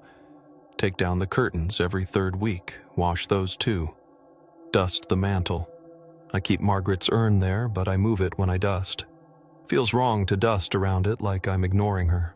I talk to her sometimes while I clean. Nothing important. Just comments about the weather or the price of bread at the co-op. Silly things. But it feels natural. The house is quiet otherwise. Too quiet. I never noticed how much noise another person makes until they're not there anymore. The creak of a chair when they shift their weight. The way they hum while they brush their teeth. Little sounds that fill up the silence. The cemetery is about 15 miles from Portree, out on the western coast. You take the A87 north, then turn off onto a single-track road that isn't marked on most maps. It winds through the hills, past a few houses that have been empty since the crofting days. You have to watch for sheep. They wander onto the road like they own it, which I suppose they do, in a way. The turnoff is easy to miss if you don't know it's there. Just a gap in the dry stone wall, a track that's more mud than gravel. You bump along for another mile, the bracken scraping against the car doors, and then you see it. The cemetery wall, what's left of it. Granite stones, moss-covered, partly collapsed on the north side. The iron gate hangs crooked on its hinges, rusted the color of old blood. I hadn't been out there since 1994, my last day of work. I remember it was October then, too. The light had that particular quality it gets in autumn, thin and golden, like the sun's given up on being warm and is just going through the motions. I'd packed up my tools, my spade and my trowel and the small pair of shears I used for trimming the grass around the headstones, left them in the shed behind the church. The church itself had been deconsecrated years before, after the congregation dwindled to nothing. Just a stone building with a bell tower that hadn't rung in decades. The roof had holes in it. You could see the sky through the slates, but the cemetery was still maintained back then, just barely. I'd go out twice a week, cut the grass, clear the bracken, straighten any stones that had tipped. It was peaceful work. I liked being alone out there, with just the wind and the gulls for company. Margaret came to visit me once, like I said. She brought those sandwiches, cheese and pickle, I think, and a thermos of tea. We sat on the hill and she asked me about the names on the stones, who they were, how long they'd been there. Most of them were from the 1800s, crofters and their families. A lot of children. You see that on old stones. Whole families of children, dead within weeks of each other. Fever, probably, or famine. The stones tell stories if you know how to read them. Margaret liked that idea. She said it made them less lonely, knowing someone remembered. She was like that. She saw stories everywhere. After she died, after the urn sat on the mantel for those months, I wrote to the council. Had to get permission to scatter ashes on private land, even abandoned land. They wrote back after 3 weeks, said it was fine, just to stay away from the church foundation. Liability issues. I wrote again, asked if anyone was still maintaining the grounds. They said no, the cemetery had been officially abandoned in 1998, 4 years after I left. Said nature had taken it back, which is the polite way of saying it's a mess out there. I thanked them, folded the letter, put it in the drawer with the car insurance and the boiler warranty. Didn't think much more about it until the end of October, when the leaves started to turn proper yellow and the wind picked up. I chose a Tuesday, my day off. The forecast said rain in the afternoon, but clear morning. I got up at 6:30, same as always. Made tea, 2 sugars, packed a small bag, just the urn, a trowel in case the ground was too hard, a bottle of water. I wore my old boots, the ones I'd kept from my groundskeeping days. They're leather, heavy-soled, with a particular tread pattern I'd recognize anywhere. Deep grooves, good for mud. I'd had them resoled 3 times over the years. They're comfortable, broken in just right. Margaret always said they made me look like a proper workman, whatever that means. The drive out was uneventful. I saw 3 cars on the A87, all going the other way. Tourists, probably, heading for the ferry pools or the old man of store. They drive too fast on those roads, not used to the curves. I kept to 40, let the landscape roll past. The hills were brown already, the heather gone gray. There's a particular smell to sky in autumn, like wet wool and wood smoke. It gets into your clothes. I had the window cracked just an inch, and the air was sharp, cold enough to make my eyes water. I found the turnoff without trouble, even after all those years. The gap in the wall was still there, though the bracken had grown up thicker. I had to ease the car through slowly, listening to the branches scrape against the paint. I should have cared, I suppose, but the car's 15 years old already. A few more scratches won't matter. The track was worse than I remembered, more holes than road. I bumped along, the urn in its box rattling gently on the passenger seat. I'd wrapped it in a tea towel to keep it steady, but it still shifted with every jolt. When I got to the cemetery, I parked just outside the gate, same as I always did. The gate itself was more rust than iron now, hanging at a worse angle. I doubted it would close proper if I tried. I sat in the car for a moment, engine running, just looking. The fog was rolling in from the sea, thick and white, swallowing the tops of the headstones. You could only see the first few rows clearly, then everything faded into gray. The trees, what was left of them, were bare, just skeletal branches reaching up like they were trying to grab the sky. I remember thinking it looked exactly like it should. Peaceful in a desolate sort of way. Margaret would have liked it. She always preferred quiet places.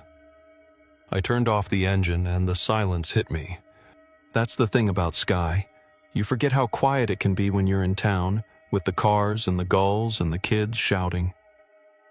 Out there, it's just the wind.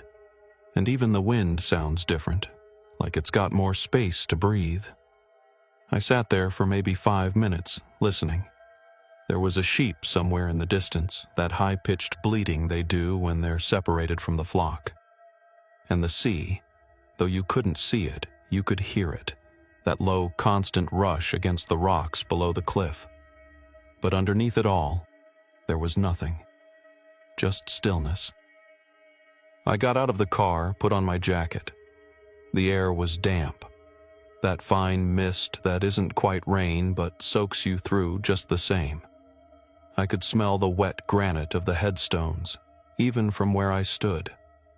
It's a clean smell, cold and ancient. I took the urn from its box, held it under my arm. It's heavier than you'd think, Ash. I'd only carried it from the mantel to the kitchen a few times, never outside. It felt solid, real. I walked to the gate, pushed it open. It groaned, metal on stone, but swung enough for me to slip through. The path inside was gone, not even a trace of it. When I worked there, I'd laid down gravel, raked it smooth every week. Now it was just grass and moss, thick and spongy underfoot. I stepped carefully, my boots sinking into the wet earth. The first headstone I came to was one I remembered. MacLeod. Same as my name, but no relation. Donald MacLeod, died 1887, aged 34. His wife, Janet, beside him, died 1902. I used to clean their stone every week, brush the moss from the inscription.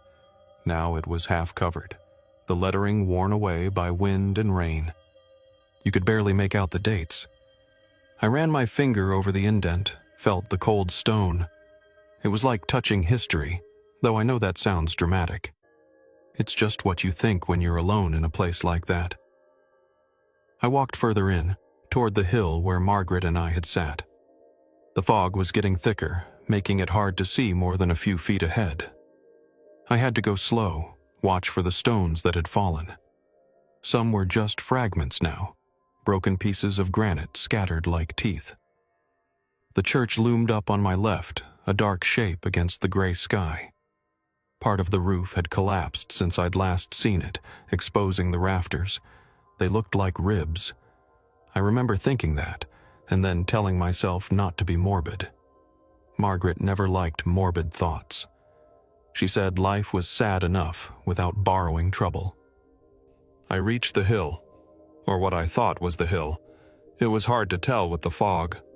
The ground sloped up gently, and I could see the faint outline of the low wall that marked the cemetery's edge. Beyond that, nothing. Just white. I stood there for a moment, catching my breath. I'm not as young as I was, and the walk through the soft ground had taken more out of me than I expected. I set the urn down on a flat stone, no inscription on that one, just a blank marker, and looked around, trying to get my bearings. That's when I saw the footprints. They were in a patch of mud between two headstones, clear as anything. Deep, distinct grooves, the exact pattern of my boots. I know that pattern. I'd stared at it enough times, scraping mud out of the treads with a stick. These were fresh, the edges still sharp, not softened by the mist. The mud was dark, wet, recently turned. I stood there looking at them, and my first thought was that someone else had come out here. Maybe another groundskeeper, though that seemed unlikely. Maybe a walker, though the path was overgrown and the cemetery wasn't on any of the tourist maps. Or maybe a local, someone who knew the place like I did. But the size was right. Too right. And the tread. I knelt down, which hurt my knees more than I care to admit, and looked closer. It was my tread. Exactly. Not similar.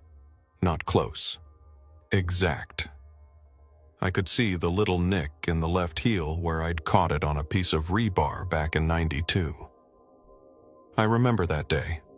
I'd been fixing the gate, and the rebar had been hidden in the bracken, cut right through the leather. I'd had it patched, but the new leather had a different grain. And the tread hadn't lined up perfect, left a little gap. I could see that gap in the print in front of me. I stood up, brushed the mud off my hands. My heart was beating faster than I liked. There had to be an explanation. Maybe I'd made them myself coming in. But I'd come through the grass, not that patch of mud. And I'd have remembered stepping there. You don't forget your own footprints. I looked behind me at the path I'd taken. My prints were there, sure enough, but faint, just impressions in the grass. These were different. These were deliberate, like someone had stood there, purposeful, looking at the same stones I was looking at. I told myself it was coincidence, that maybe some other bloke had the same boots, same size, same nick in the heel. Could happen. Boots are mass-produced after all. Though the nick, that was harder to explain. But maybe his boot had a similar flaw. Manufacturing defect. I was reaching. I knew I was reaching, but the alternative, that I'd made them and forgotten, or that someone was playing a joke, neither of those sat right. I don't forget things. Not things like that. And nobody knew I was coming out here. I'd told my sister I might go, but not when. Not the exact day. I picked up the urn and walked on, trying to shake the feeling that something was off. The fog was getting thicker, if that was possible. I could barely see the next row of stones. I was heading for the old mausoleum, the one at the highest point of the cemetery. Margaret had liked it there, said it felt like you could see forever, though on a day like this, you couldn't see 10 feet. I kept my eyes on the ground, watching for more prints, and I found them.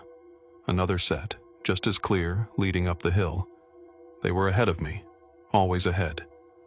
I'd follow them for a few yards, then they'd stop, and I'd find them again further on, like whoever made them was just ahead, just out of sight in the fog. I stopped at the mausoleum steps. It's a small building, granite, with a heavy door that's been locked since before my time. The Mackenzie family, local gentry from the 1800s. 12 of them in there, though you'd never know it from the outside.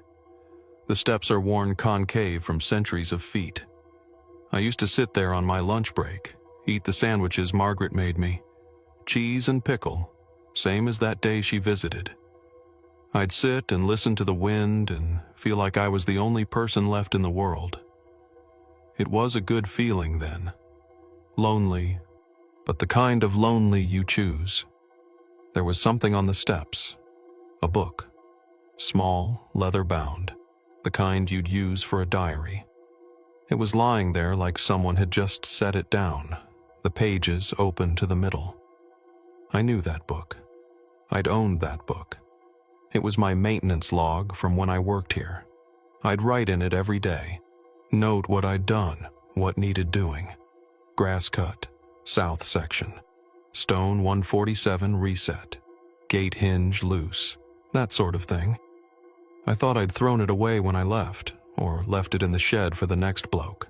But there it was, on the mausoleum step, exactly where I used to eat my lunch.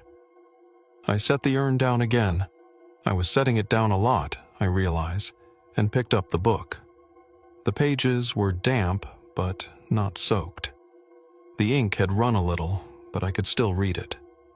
My handwriting. I'd recognize it anywhere. Small, cramped, the letters all pressed together like they're trying to stay warm. I turned to the page it was open to. The date at the top was today's date, October 24th, 2024. Not similar, exact. And below it, an entry. Returned to scatter Margaret's ashes, fog heavy, ground soft, footprints in mud near the McLeod stone. My prints, cannot explain. My hands started to shake. I dropped the book. It landed on the step with a soft sound, the leather slapping against stone. I stepped back, nearly tripped over the urn. This wasn't possible. I hadn't written that. I'd only just arrived. I hadn't even opened the urn yet. How could there be an entry about footprints I'd only just discovered? But it was my handwriting, not similar. Exact. The way I loop my G's, the way my T's cross high. All the little habits you don't notice until you see them staring back at you from a page you don't remember writing. I looked around, but there was nothing. Just fog and stones and the silence. The wind had stopped. That was the thing I noticed most. The wind had just stopped. No sound at all. Not even the sheep. Not even the sea. Just my own breathing, loud in my ears. I picked up the book again, forced myself to turn the pages. The entries before today were from 1994. My last weeks of work. Grass cut, stones reset, complaints about the rain. All in my handwriting. All real. I remembered writing them.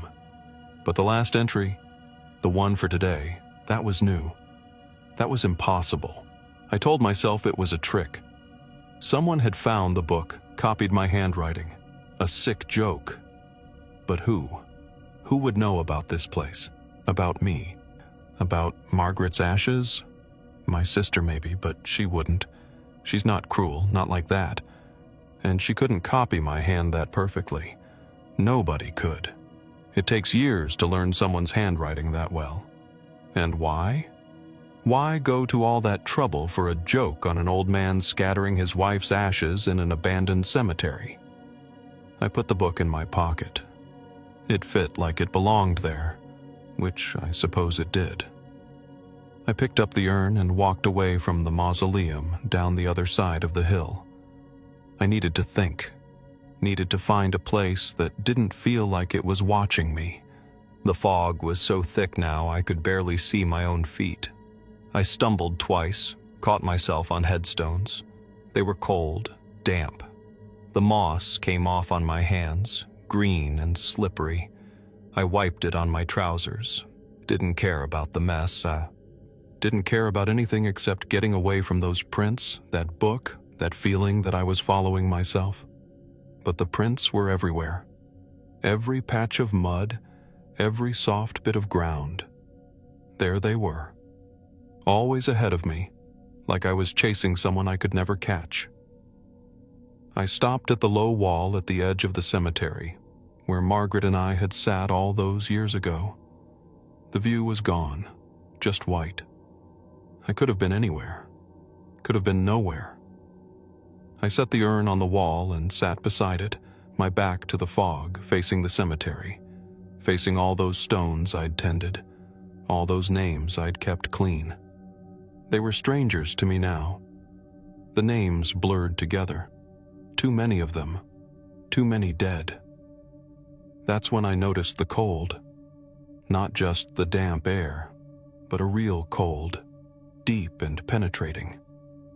It came up from the ground, through the stone wall, into my bones. My breath started to fog, which was absurd because the air was already full of fog. But I could see it, my own breath, little puffs of white that matched the bigger white around me. I hadn't felt cold like that since the winter of '94, when the heating went out in the church and I'd had to work in 3 jumpers. This was different. This cold had weight to it. It pressed down. I stood up, grabbed the urn. My fingers were numb. I realized I hadn't actually scattered any ashes yet, hadn't opened the urn. I'd been too distracted by prints and books and things that couldn't be. I told myself to focus. That's what Margaret would have wanted. She wouldn't have cared about footprints. She'd have said it was a mystery, something to wonder about, not something to fear. She was braver than me, always was. I walked back toward the center of the cemetery to a spot I'd picked out in my mind, a flat area between two yew trees. The trees were still there, though they'd grown wild, their branches tangling together overhead like they were holding hands. I stood between them, unscrewed the lid of the urn. It made a sound, metal on metal, grating. I'd expected it to be softer somehow, more ceremonial, but it was just a sound, just a thing. I scattered the ashes. They came out in a gray cloud, lighter than I thought they'd be. The wind caught them, not the wind I couldn't hear, but some current of air I couldn't feel, and carried them off into the fog. They disappeared instantly. I shook the urn, got the last bits out. They settled on the grass, gray against the green. I stood there, holding the empty urn, and felt nothing. Not relief, not sadness, just empty, like the urn. I'd done what she asked.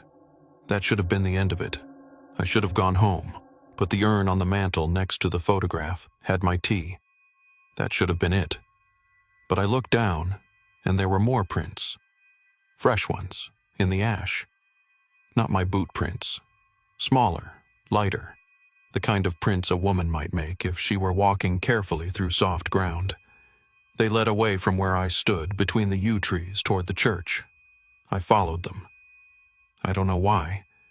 Maybe I thought I'd see someone. Maybe I thought I'd finally understand. But there was no one. Just the prints. And then they stopped. Just stopped. Like the person had vanished. Which I suppose they had. Which they do in cemeteries. I stood in front of the church door. It's boarded up. Has been for years. The boards were still there, nailed tight. No one could have gone through. But the prints stopped at the door, like whoever made them had walked right through it. I touched the wood. It was cold, wet. The nails were rusted. No one had disturbed it. I turned around, and my own prints were behind me, but they were faint, barely there. The ash prints were clearer, sharper, more real. In the wood of the door, in a crack between the boards, I saw something. A bit of fabric, blue. I pulled it out. It was a hair ribbon, Margaret's hair ribbon, the one she wore in the photograph by the mantel. The one she'd been wearing that day we had our picnic. I'd know it anywhere. Blue satin, faded now, but the same pattern of tiny flowers embroidered along the edge. I'd bought it for her in a shop in Inverness, our first anniversary. She'd laughed, said it was too fancy for every day, but she wore it. She wore it in the photograph, and now it was here, in a crack in a boarded-up church door in an abandoned cemetery 15 miles from home. My hands were shaking again. I put the ribbon in my pocket with the book. It felt warm, which was impossible. Everything was cold. The fog, the stones, my own breath. But the ribbon was warm. I could feel it through the cloth of my trousers like a small, living thing. I stood there, not sure what to do. Part of me wanted to run, to get in the car and drive back to Portree and never think about this place again. But another part, and I'm not proud of this, but it's true, another part wanted to see what would happen next. Wanted to see how far this would go. I walked back to the mausoleum. The book was still there, on the step. I opened it again, turned to the last page. There was a new entry, written below the one about the footprints. It said, "Found ribbon in church door, Margaret's. Don't understand. Don't want to understand. Just want to go home." It was in my handwriting, but I hadn't written it. I'd only just found the ribbon. The ink was still wet. I touched it, and it smudged on my finger. Fresh. Brand new. I looked around, but there was no one.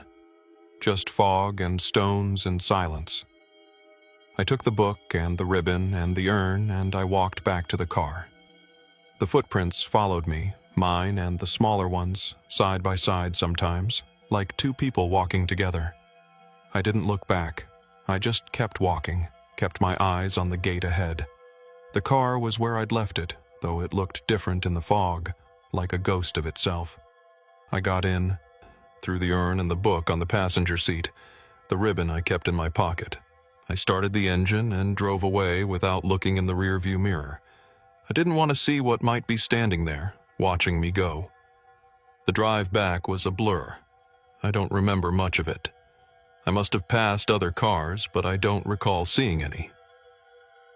I just stared at the road, at the white line disappearing under the bonnet. When I got home, I put the urn back on the mantel. It looked the same as always. The book I put in the drawer with the car insurance and the boiler warranty and the council letter. The ribbon I put in a small box Margaret had for jewelry. It didn't belong there, but I didn't know where else to put it. Didn't want it near me, but couldn't throw it away. That was a year ago. I still work at the co-op. Still stock shelves. Still sometimes work the till when Jeannie's off. My routine is the same. Alarm at 6:30, tea with 2 sugars, toast, work, home, dinner, television, bed. But things are different now. I notice the silence more.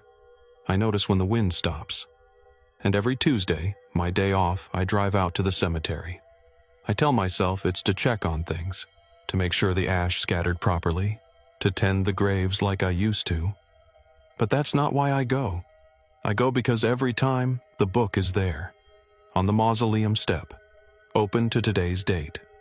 And every time there are footprints, mine and the smaller ones. Sometimes they're fresh, sometimes they're faded, like they've been there for weeks, but they're always there. And every time I find something new. A button from Margaret's old coat, left on the stone where we had our picnic. A pressed flower, the kind she used to keep in books. Once a letter, in my handwriting, addressed to me. It said, "Stop coming back. Some things should stay buried." I still have it. It's in the drawer with the book. I don't tell anyone. What would I say? My sister thinks I'm grieving. She says it takes time. She's right, of course. It does take time. But this isn't grief. This is something else. This is the cemetery keeping me, or Margaret keeping me. Or maybe I'm keeping myself.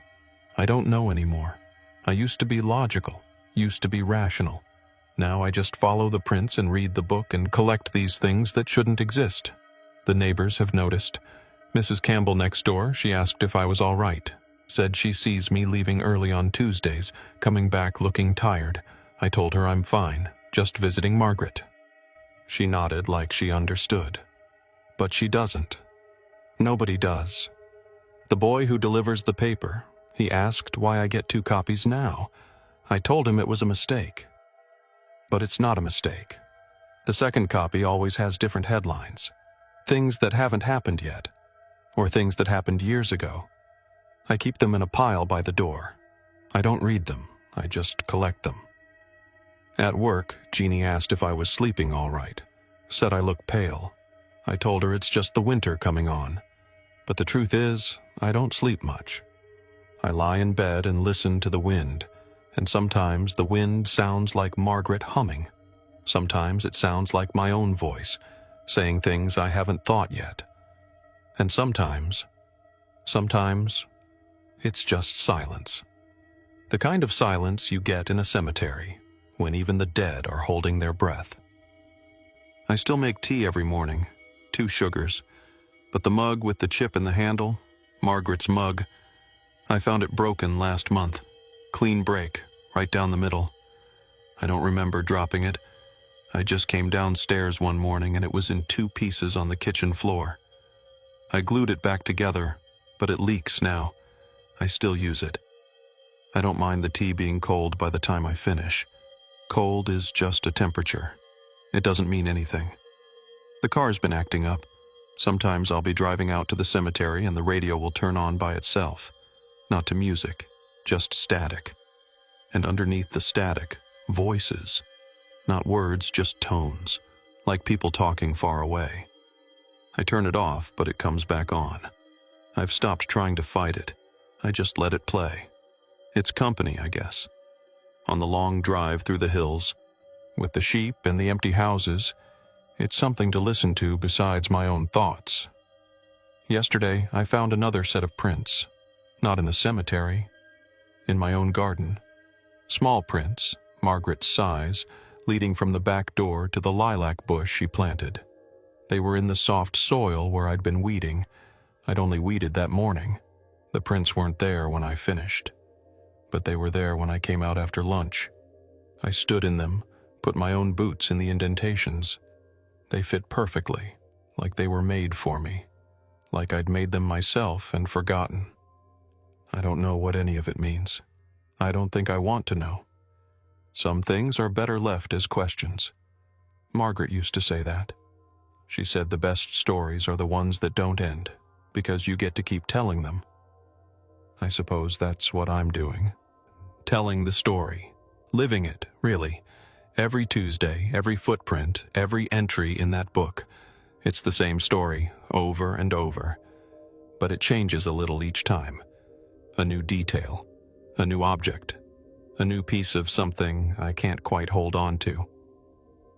The co-op manager, Mr. Sinclair, he asked me last week if I wanted to take some time off. Said I seemed distracted.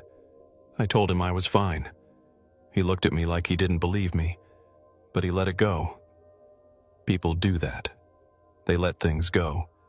It's easier than asking questions you don't want answers to. I keep working because it's something to do. Something normal. Stocking shelves is real. The tins of beans, the packets of biscuits, the milk cartons with their expiration dates, all real. You can hold them. You can't hold a footprint. You can't hold a ribbon that shouldn't exist. Sometimes, when I'm stocking the shelves, I'll find things that aren't supposed to be there. A pressed flower between the loaves of bread. A hair ribbon in the cereal boxes. Once, a small stone from the cemetery, right there on the shelf where the tins of soup should be. I pick them up, put them in my pocket, add them to the collection. I have a box now, under the bed. It's full of these things. The ribbon, the button, the flower, the stone, the letter. I don't look at them. I just add to them. It's what I do now. It's part of the routine. My sister called last night. She asked if I was eating properly. I said yes. She asked if I was sleeping. I said yes. She asked if I wanted her to come visit. I said no. She was quiet for a moment, and I could hear her breathing on the other end of the line. She said, "Duncan, are you sure you're all right?" And I wanted to tell her. I wanted to say no, I'm not all right. I wanted to say I'm finding footprints that belong to me before I make them. I wanted to say the cemetery is writing my story and I'm just living in it. But I didn't. I just said, "I'm fine, Maggie. Just fine. Just need time." She said okay, but she didn't sound like she believed me. I don't blame her. I wouldn't believe me either. After I hung up, I sat in my chair by the window, the one Margaret used to sit in, and I watched the darkness come on. It comes early now, this time of year. By 4:30, it's full dark. The streetlights come on, casting that orange glow on the pavement. I watched people walk past, heads down against the wind, and I wondered if any of them had footprints they didn't recognize, if any of them were living stories they hadn't written. I don't think they are. I think it's just me. I think the cemetery claimed me a long time ago, and I only just noticed. Or maybe I claimed it. Maybe that's what happens when you tend a place for too long. You become part of its geography. Another stone, another marker, another story written in the landscape. I used to think I was keeping the place alive, keeping it tidy. But maybe I was just writing myself into it, one entry at a time, one footprint at a time. It's Tuesday tomorrow. I'll get up at 6:30, make tea, 2 sugars. I'll drive out to the cemetery, bump down that overgrown track. I'll park outside the gate, walk through the fog. I'll find the book on the mausoleum step. I'll read what I've written. what I'm going to write. I'll find something new, a button, a flower, a stone. I'll put it in my pocket. I'll drive home. I'll add it to the box, I'll have dinner, I'll watch television, I'll go to bed, and I'll listen to the wind. That's the routine now. That's the story. It doesn't end. It just repeats with small variations, like a song you can't stop humming, like a footprint you keep stepping into over and over, wondering if this time it'll feel different. But it never does. It just feels like coming home. I still have Margaret's photograph on the mantel. She's still smiling. She's still wearing that blue ribbon in her hair. Sometimes I look at it and I think I see her eyes move, just a little. Just enough to let me know she's still telling the story, still writing it maybe. Or maybe I'm writing it for her. Maybe that's what love is. Writing the same story forever, even when one of you is gone, especially then. The urn is still there too. Empty now, but I keep it. I dust it every Saturday, same as always. I move it when I dust, then put it back. Exactly in the same spot. Margaret would have liked that. She liked things to be just so. She liked knowing where everything belonged. I suppose that's why she keeps coming back to the cemetery, why I keep finding her prints. She's just making sure everything's where it should be, making sure I'm where I should be. And I am. I'm exactly where I should be. Out there, every Tuesday, walking through the fog, following prints I haven't made yet, reading a book I haven't written yet, collecting pieces of a story that doesn't end. It's not scary, not anymore. It was at first, but you get used to things. You get used to anything, if it happens often enough. The first time you see your own footprints ahead of you, it's terrifying. The 10th time, it's just Tuesday. The 50th time, it's routine. That's what nobody tells you about ghosts, about hauntings. They're not dramatic. They're not sudden. They're just patterns, repetitions, small things that happen again and again until they become part of your day, like making tea or stocking shelves. You don't notice you're haunted until you try to stop, until you try to break the pattern. And then you realize you can't, because the pattern is you. The ghost is you. The story is you, told over and over, and you can't walk away because you're the one telling it. So I keep going. Every Tuesday, every footprint, every entry. It's what I do. It's who I am now. The groundskeeper, the widower, the man who finds his own story written before he lives it. It's not a bad life. It's just a life that doesn't end. A story that keeps telling itself. And sometimes, when the fog is thick enough and the wind has stopped and the silence is complete, I follow those footprints just to see where I'll go. Just to see what I'll write next. Just to see what I'll find. It's always the same, and it's always different, and it's always waiting. The cemetery is always waiting. The book is always waiting. The story is always waiting, and so am I. I'm still here. I'm still working. I'm still keeping the grounds, even if the grounds are keeping me. Every October, I find my footprints before I make them. Sometimes I follow them just to see where I'll go. My name is Frank, and I'm from Millfield, Pennsylvania. I moved into the house on Oak Street last April. It's a 2-story place, white siding, green shutters that need painting. My sister Claire lives with me. She's younger, 32, just out of a divorce. The rent's cheap because of the view. That's what the landlord said. Because of the view. He didn't look at me when he said it. The view is a cemetery, St. Mary's, though the church itself closed in 1988. It's right across the road, maybe 50 feet from my front porch. You can see it from the kitchen window while you're washing dishes. Claire jokes about it. She says at least the neighbors are quiet. She says it a lot. It's her favorite joke. I work for the township. Property assessments, mostly. I drive around, measure lots, update records. It's peaceful work. I like the numbers. They always add up the same way twice. That's more than you can say for most things. Millfield's the kind of place where people leave their cars running in the winter while they run into the post office. The main street has a diner, a hardware store, and a funeral home that doubles as the ambulance service. Everyone knows everyone's business, but they pretend they don't. The cemetery fits right in. It's been there since 1847. The newer section is neat, but the old part is overgrown. Headstones lean like tired soldiers. The iron gate rusted open years ago. Kids used to play there. Still do sometimes. You can hear them laughing on summer evenings. It echoes between the stones. Claire works at the library 3 days a week. She brings home books I never read. She cooks dinner on Tuesdays and Thursdays. I cook the other nights. Simple stuff. Meatloaf, chicken. We watch television after, some show about people fixing up houses. We don't talk much. It's comfortable. The cemetery is just part of the scenery. At night, the security light on the tool shed makes the stones glow pale. It looks peaceful. I've always thought so. My routine is steady. Up at 6, coffee, out the door by 7:30, home by 5. Claire's usually reading on the porch. We eat around 6. In the summer, I mow the lawn.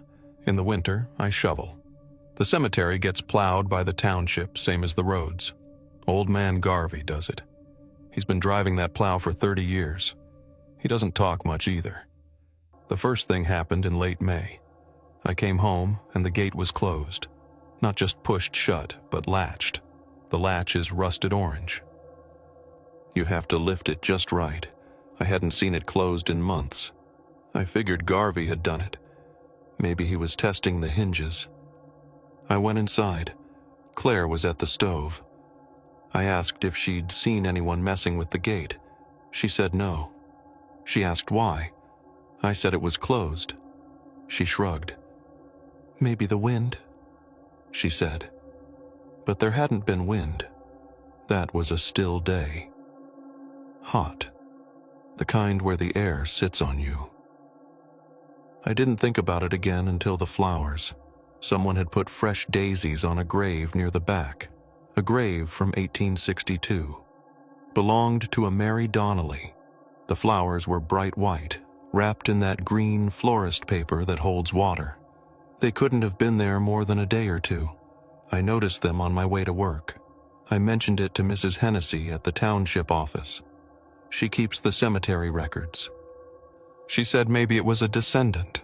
I said Mary Donnelly died in 1862. Mrs. Hennessy just looked at me. She has that way, like she knows something and wishes she didn't. The motion light started acting up in June. It's on the side of our house, lights up the driveway. It would click on at odd hours, 2 in the morning, 3. I'd wake up and see the yellow glow through my bedroom blinds. The first few times, I thought it was a deer. We get them, or a raccoon. But it happened every night for a week. I finally got up at 3 and looked out. Nothing. Just the cemetery across the road. Quiet. The light went off after a minute. I stood there in the dark, waiting for it to click back on. It didn't. I went back to bed. Claire slept through it. She's always slept like the dead. That's her joke, not mine. I started noticing the silence, not the normal quiet of a small town. This was different. I'd be sitting on the porch after dinner and the insects would just stop, all at once, like someone turned off a switch.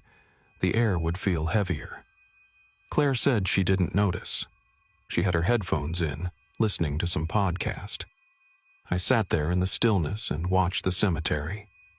Nothing moved, not even the leaves on the maple tree in the center of the old section. Then the insects would start again, slowly, one by one, like they were remembering their job. In July, the township sent me to do a proper count of the graves. They're talking about making St. Mary's a historical site. Tourism. That means funding. That means accurate records. I took my clipboard and a map from 1972, the last time anyone bothered. I walked the rows. I counted carefully.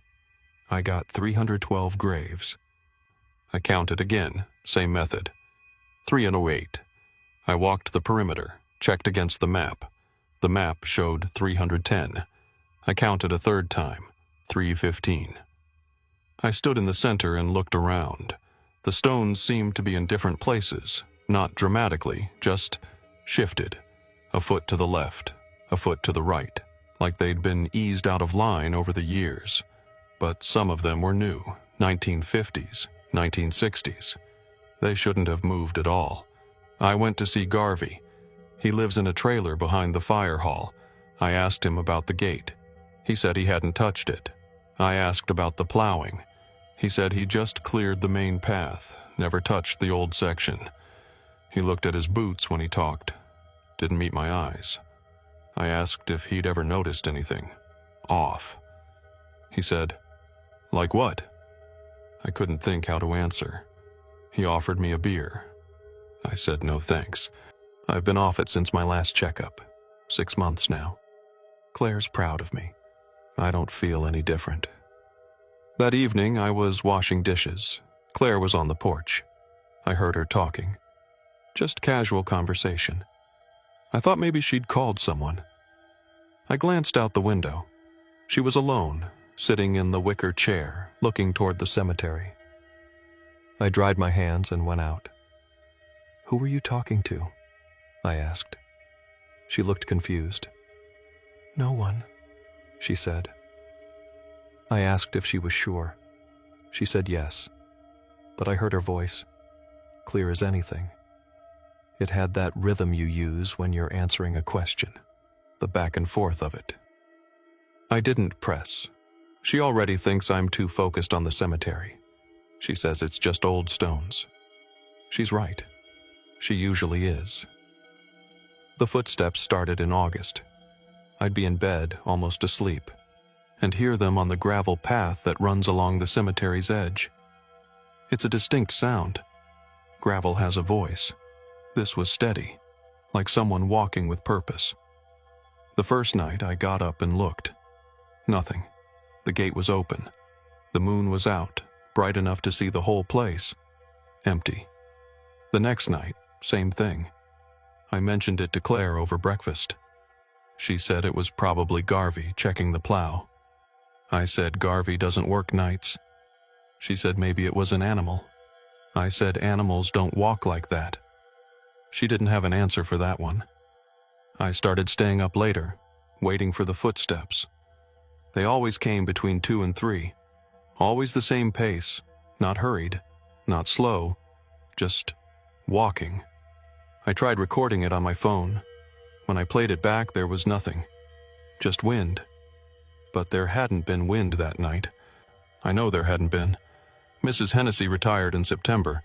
New clerk is a young guy, fresh from college. I asked him about the cemetery records. He pulled up the digital files.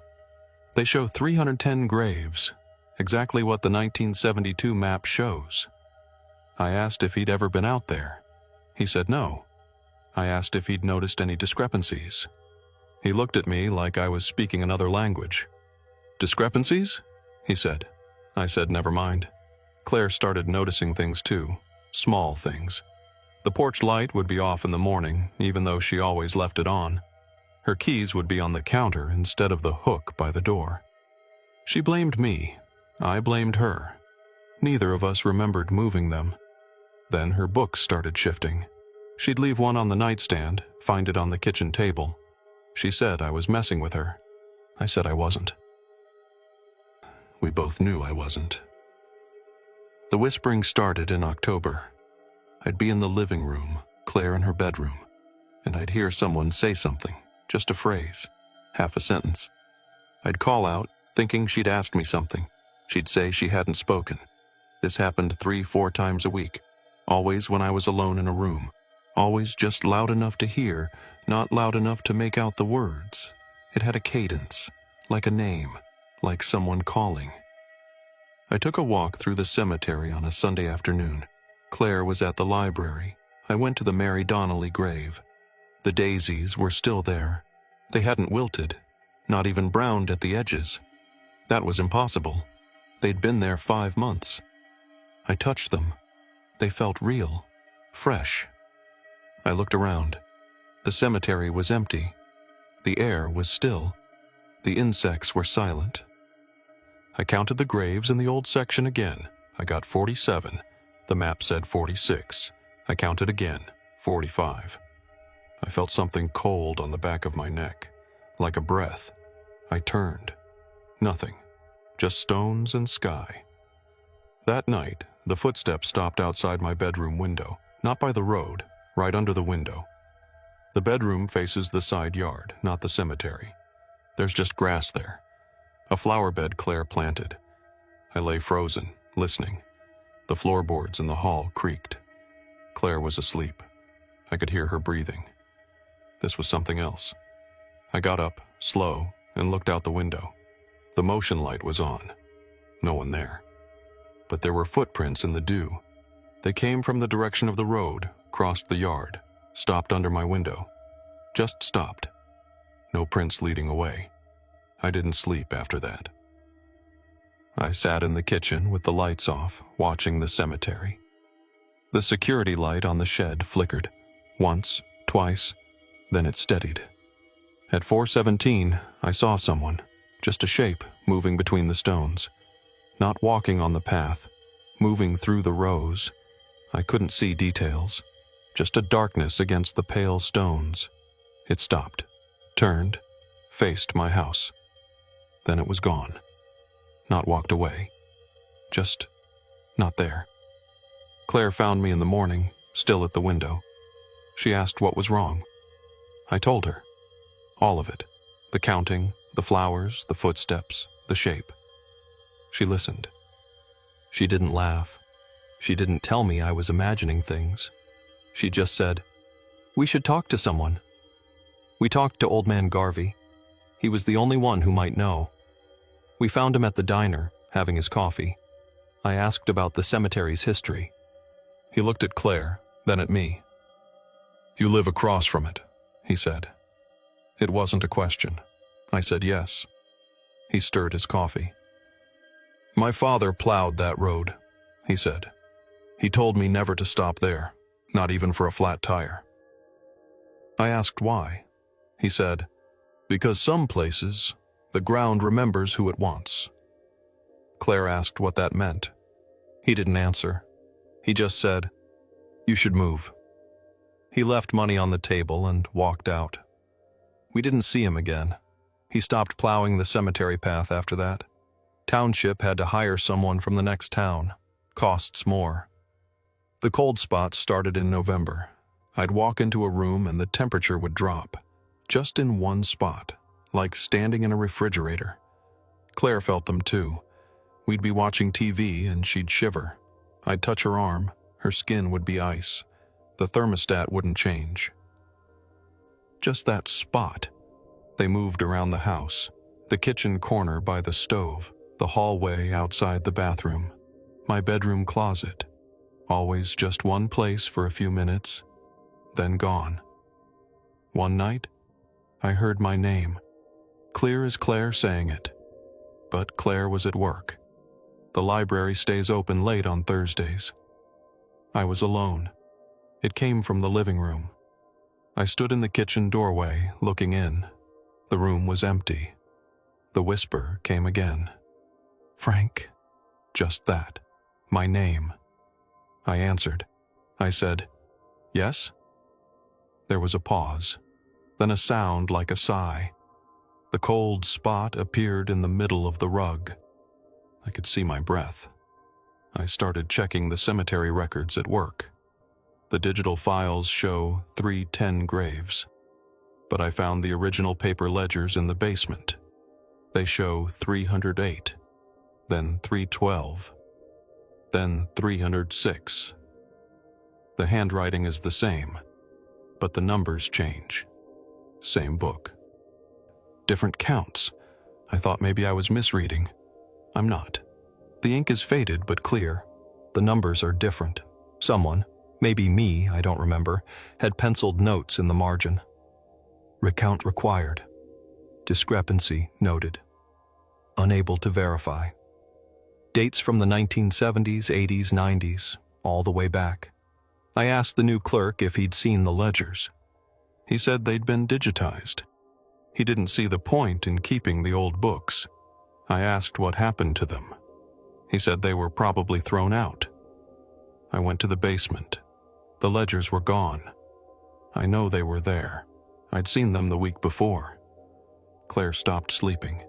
She'd wake up at 2, 3, hear the footsteps. She said they were closer now, not by the road. In our yard. She'd look out and see nothing, but she'd hear them, crunching on the gravel we don't have. We have grass. But she heard gravel. I heard it too. The voice started calling her name, just like it called mine. She'd be in the shower, and she'd hear someone say Claire from the other side of the curtain. She'd call back, thinking it was me. I'd be in the garage. She came to me one night, crying. She said she heard her ex-husband's voice. He lives in Ohio, hasn't called in a year. But she heard him, clear as day, asking where she put his keys. He always lost his keys. She heard him ask, from the kitchen, while she was in the living room. I held her. We didn't sleep. I took a day off work. I went to the cemetery with a can of white spray paint.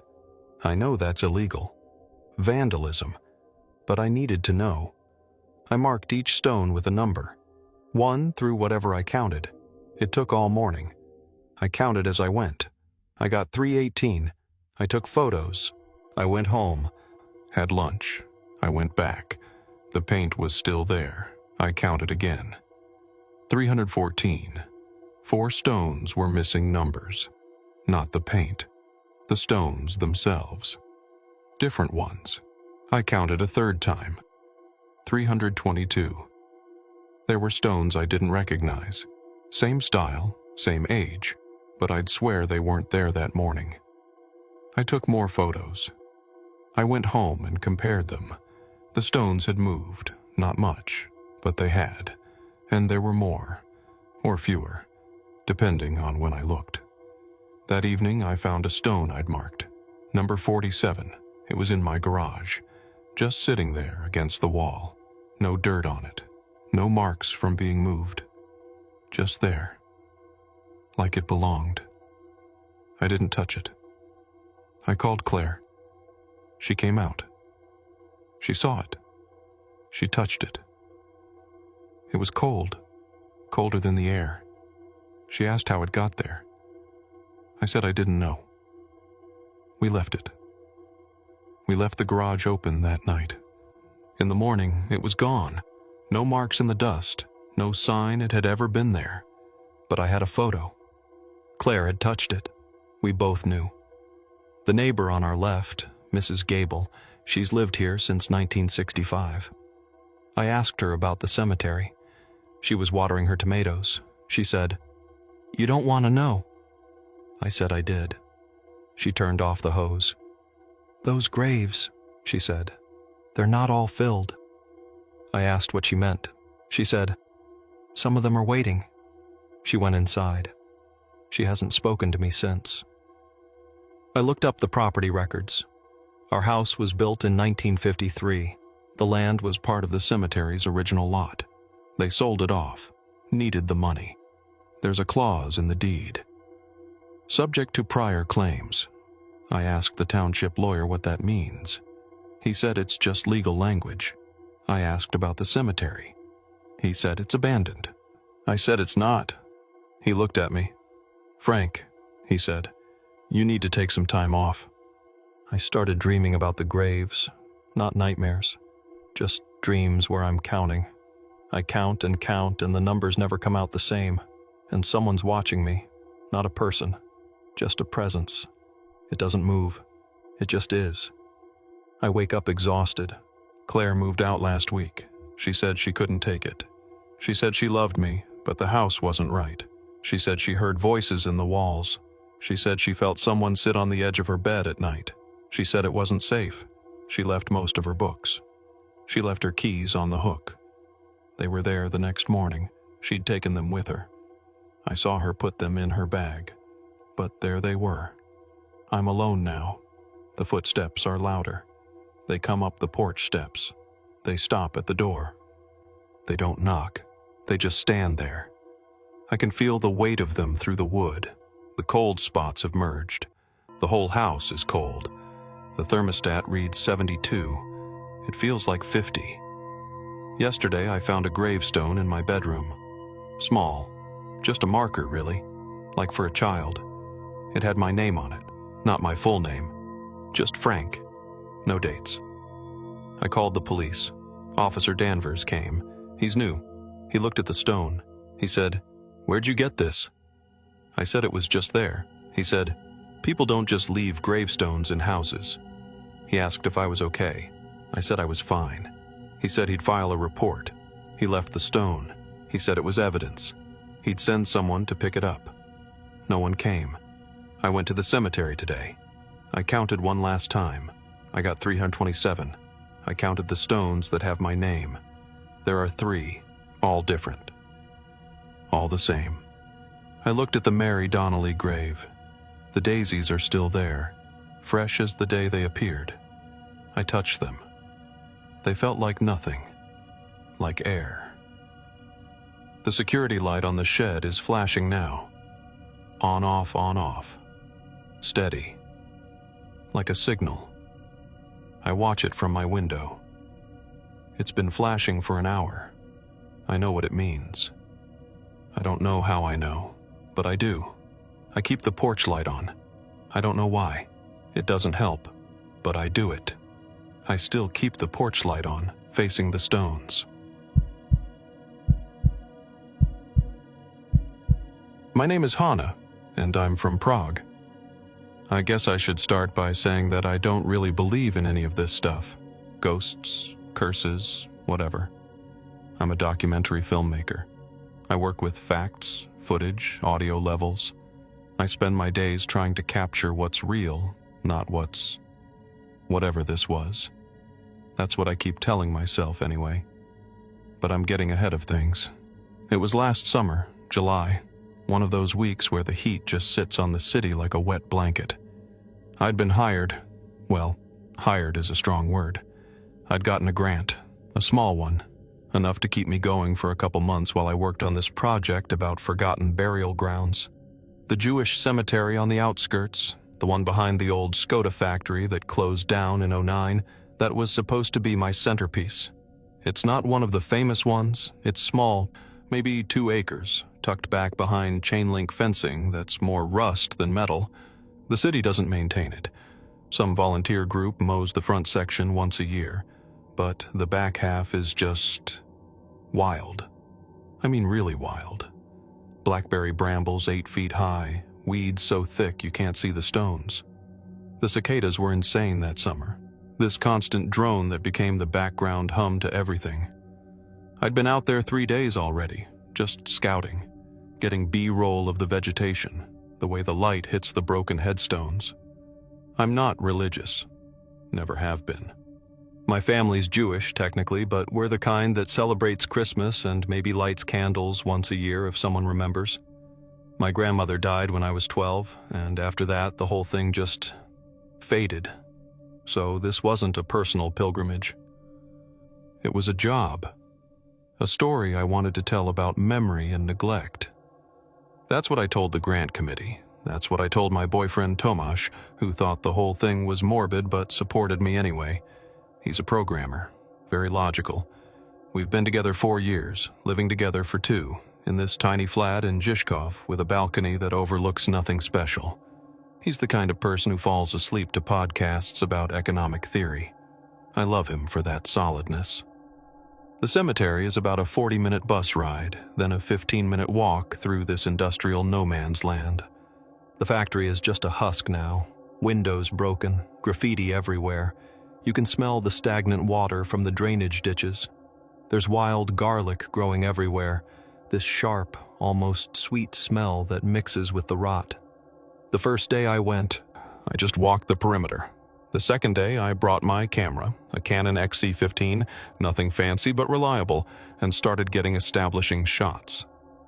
The third day, I decided to start the actual narration. I had a script, kind of. Just bullet points. I wanted it to feel natural, not overproduced. I got there around 10 in the morning. The heat was already building. I remember my shirt sticking to my back before I'd even set up the tripod. I had my field recorder, a Zoom H5 that I'd synced with the camera. I'd done this 100 times. Check levels, test audio, slate it with my hand if I have to. The plan was simple. Wide shot of the cemetery, me walking into frame, doing a piece to camera about the history. I'd researched it. The cemetery dated back to the 1880s, served a community that mostly died out or was deported during the war. After 45, there weren't enough families left to maintain it. It fell into disrepair. Standard story. Sad, but not unusual. I framed the shot with the overgrown section in the background. You could see maybe a dozen headstones peeking through the green. I pressed record on both devices, walked into frame, and started talking. "Here we are," I said, my voice sounding weirdly loud after the cicada hum. "The old Jewish cemetery of Mishla, established 1883. At its peak, it held over 500 graves. Now, fewer than 100 markers remain visible." I gestured toward the brambles. "The rest are lost. Not to time exactly, but to neglect. To the simple fact that no one is left to remember." I paused, letting that hang. I remember thinking it sounded a bit dramatic, but usable. I finished the take, walked back to the camera, and stopped recording. I always check playback in the field. Always. It's a habit from film school. Nothing worse than getting home and finding your audio clipped or your focus was off. So I sat down on this broken chunk of concrete that used to be part of the factory wall, put on my headphones, and watched the take. The video looked fine. A little overexposed in the highlights, but fixable. My voice came through clear. But about 30 seconds in, there was this, I don't know, a flutter in the audio, like a dropout, but not quite. I listened again. It was subtle, almost like a second voice underneath mine.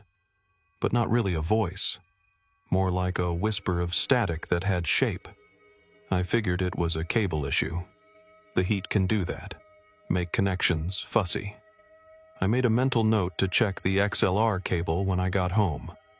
I did 3 more takes. By the 4th, the sweat was dripping into my eyes and the cicadas were so loud I could barely hear my own thoughts.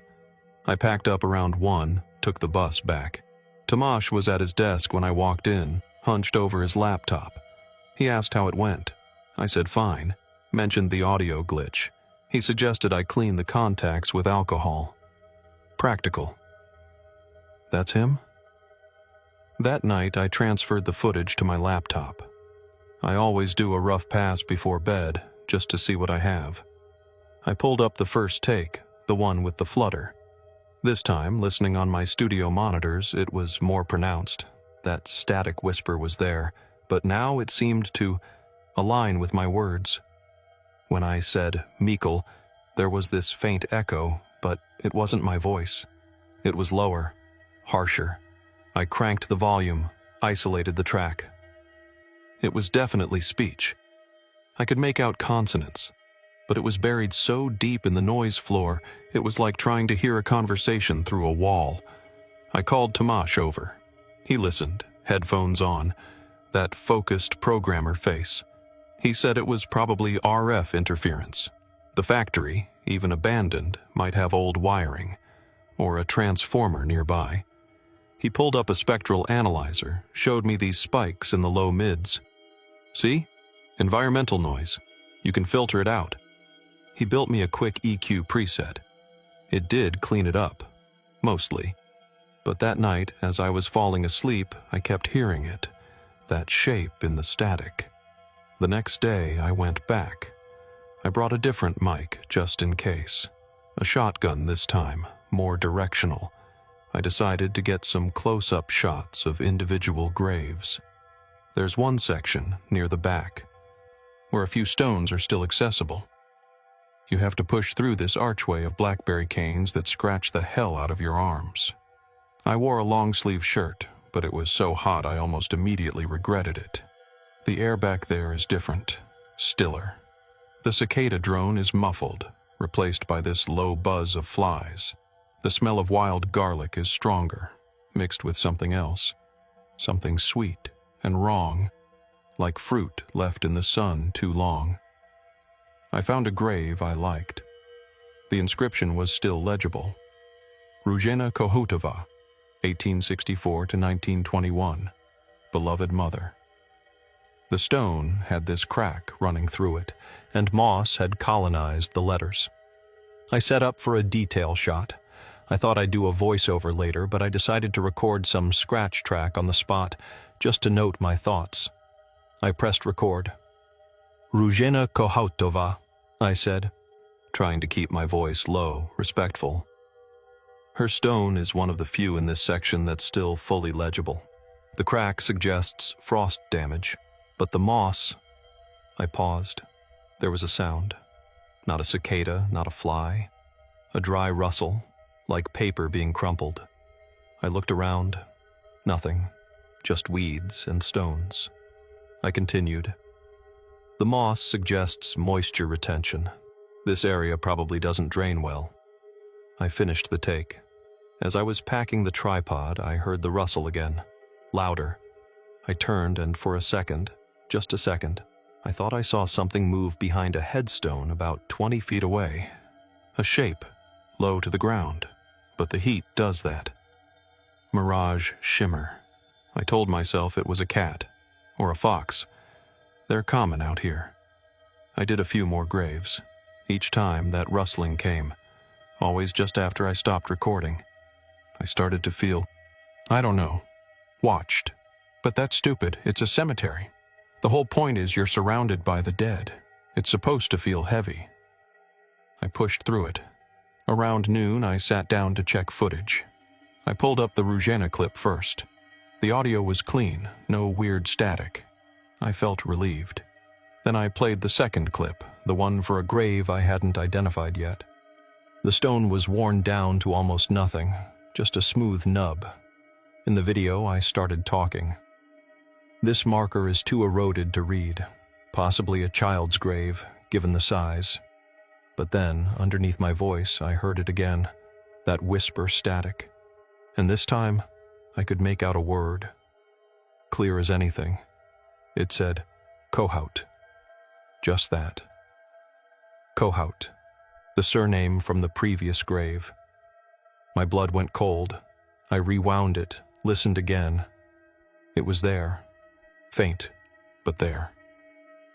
A voice that wasn't mine, saying a name I'd only spoken once, in a different take, 10 minutes earlier. I packed up my stuff right then. I didn't even bother with the tripod, just threw everything in my bag. The rustling sound was everywhere now, all around me, like the weeds themselves were whispering. I got back to the bus stop, my heart hammering. On the ride home, I kept my headphones on, listened to that clip maybe 20 times. It didn't change. It was there. Tomasz was making coffee when I walked in.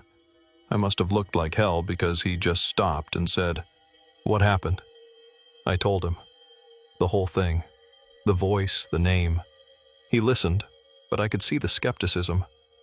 Not mean, just... His brain was already working on explanations. Could you have said it earlier? Subconsciously? Maybe you were thinking about it and mumbled? I wasn't thinking about it, I said. I moved on. And the mic didn't pick it up on the first take, just the second? Right.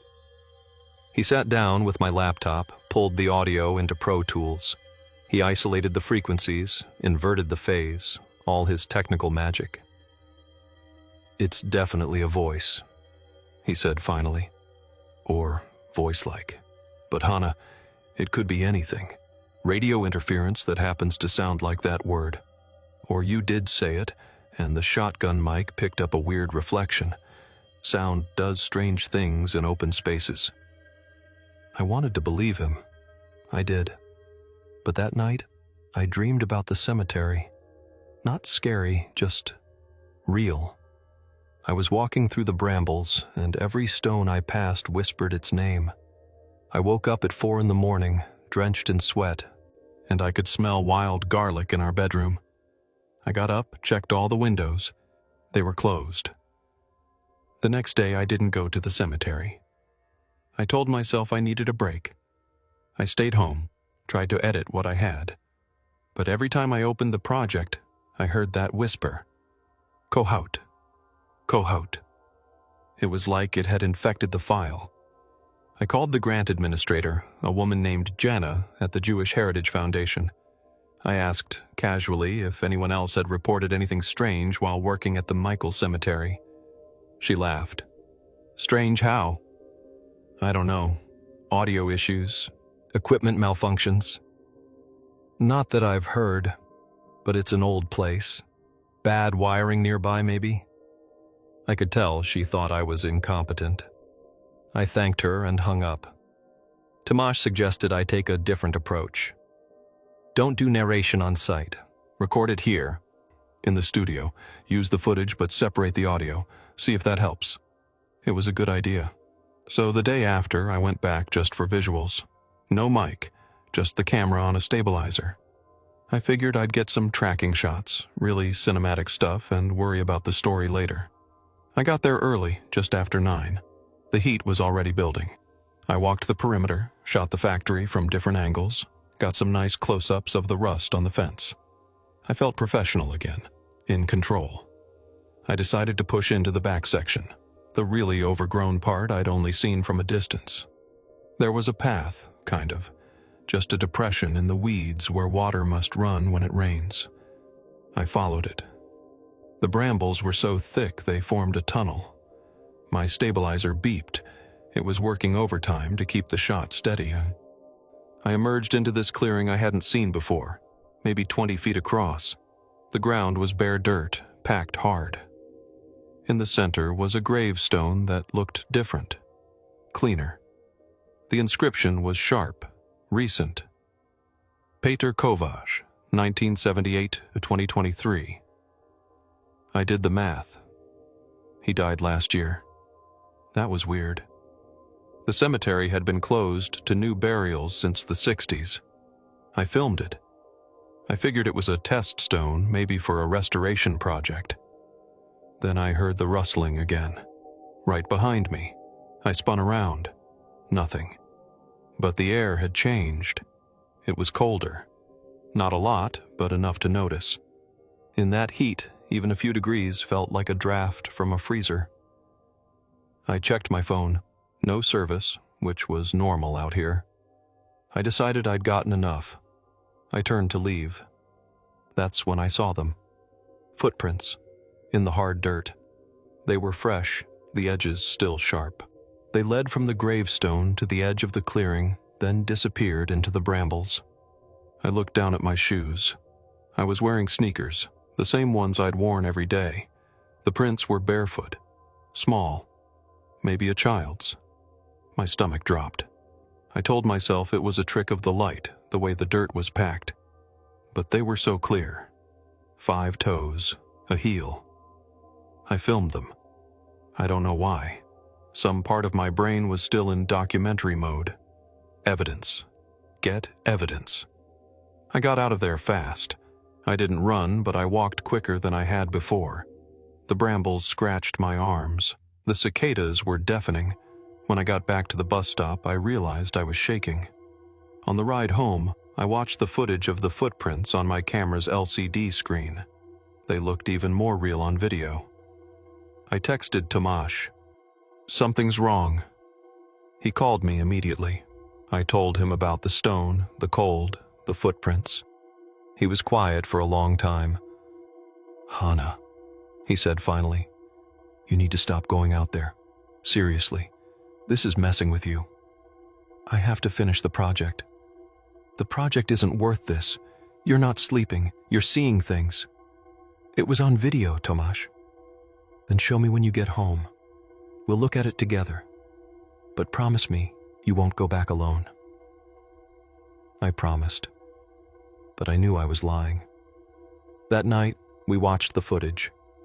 The gravestone looked normal. The footprints looked plausible. Tomasz pointed out that the ground wasn't as hard as I thought. See? It's cracked here. Someone could have made those prints earlier. Kids, maybe. Exploring. Barefoot? It's summer. Kids do weird things. He tried to be reassuring, but I could see he was worried. Not about ghosts. About me. He kept asking if I'd been taking my anxiety medication. I had. It didn't help. I couldn't sleep. At 3 a.m, I got up and opened my laptop. I pulled up the audio from the first day, the one with the whisper. I listened to it on loop. Kohout. Kohout. Kohout. After the 10th time, I heard something else, a phrase. It was so faint I thought I was imagining it, but I cranked the volume until the hiss was a roar, and there it was, buried in the noise. She's waiting by the stone. I slammed the laptop shut. My heart was racing. I went to the bathroom, splashed water on my face. In the mirror, I looked like a stranger. My eyes were hollow. I could smell wild garlic on my skin, even though I'd showered. The next day, Tomasz went to work. I told him I was staying home until I did for most of the morning. I tried to edit other projects, but I kept pulling up the cemetery footage. I watched the clip of the footprints until I knew every frame. Then I did something stupid. I opened the audio file in a spectral editor.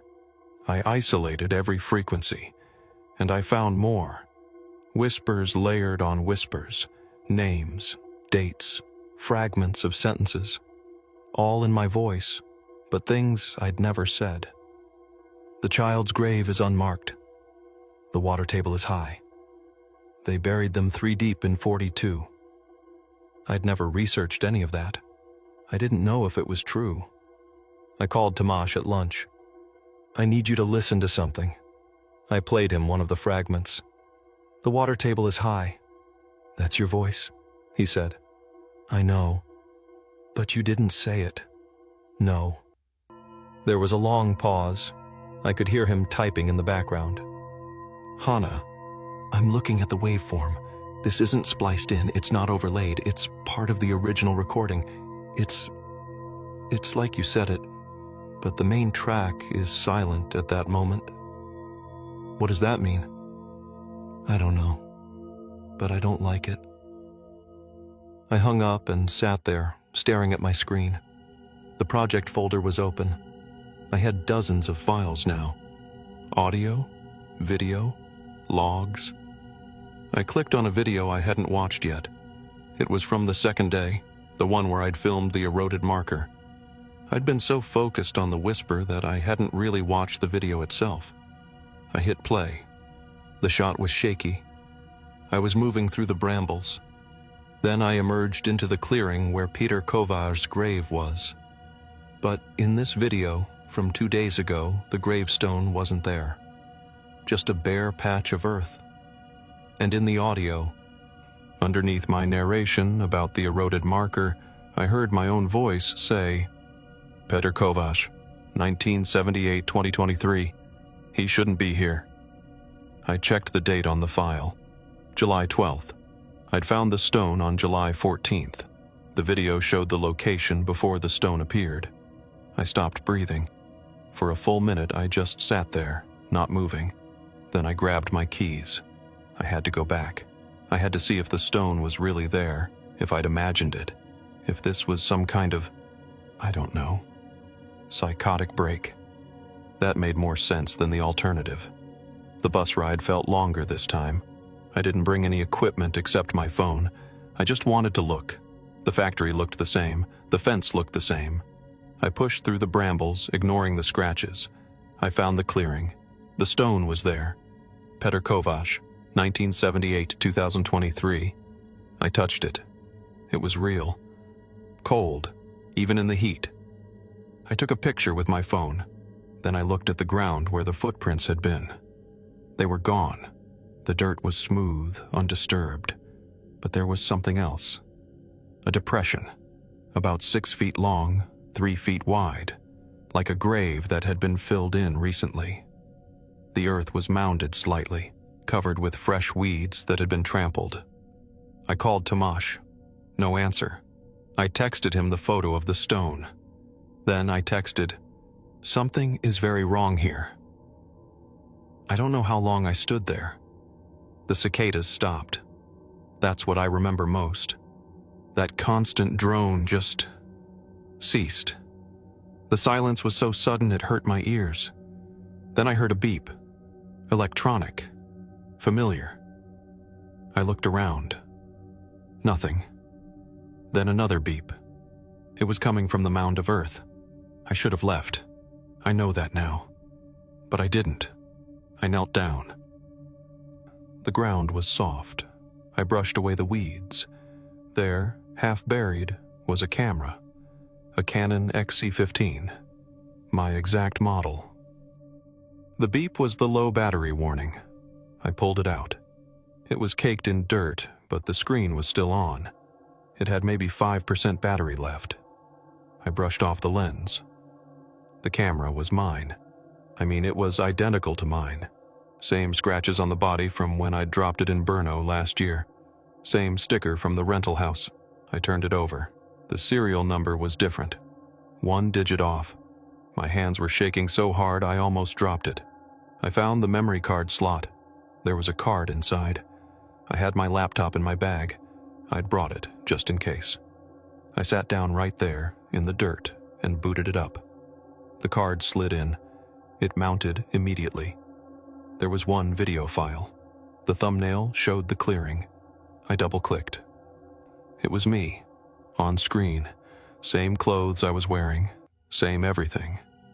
I was kneeling in the dirt, just like I was now, holding a camera. The timestamp in the corner read July 14th, 2026. 3 years from today. The audio was muffled, but I could hear my voice. I found it, just like I knew I would. The hole, the camera, it's all here. The video me looked up, stared directly into the lens. "Hannah," she said, "don't upload the footage. Don't upload anything. They'll find you." The video cut out. The camera in my hands beeped one last time and died. I sat there, the dead screen reflecting my own face. The cicadas started up again, slowly, like an engine turning over.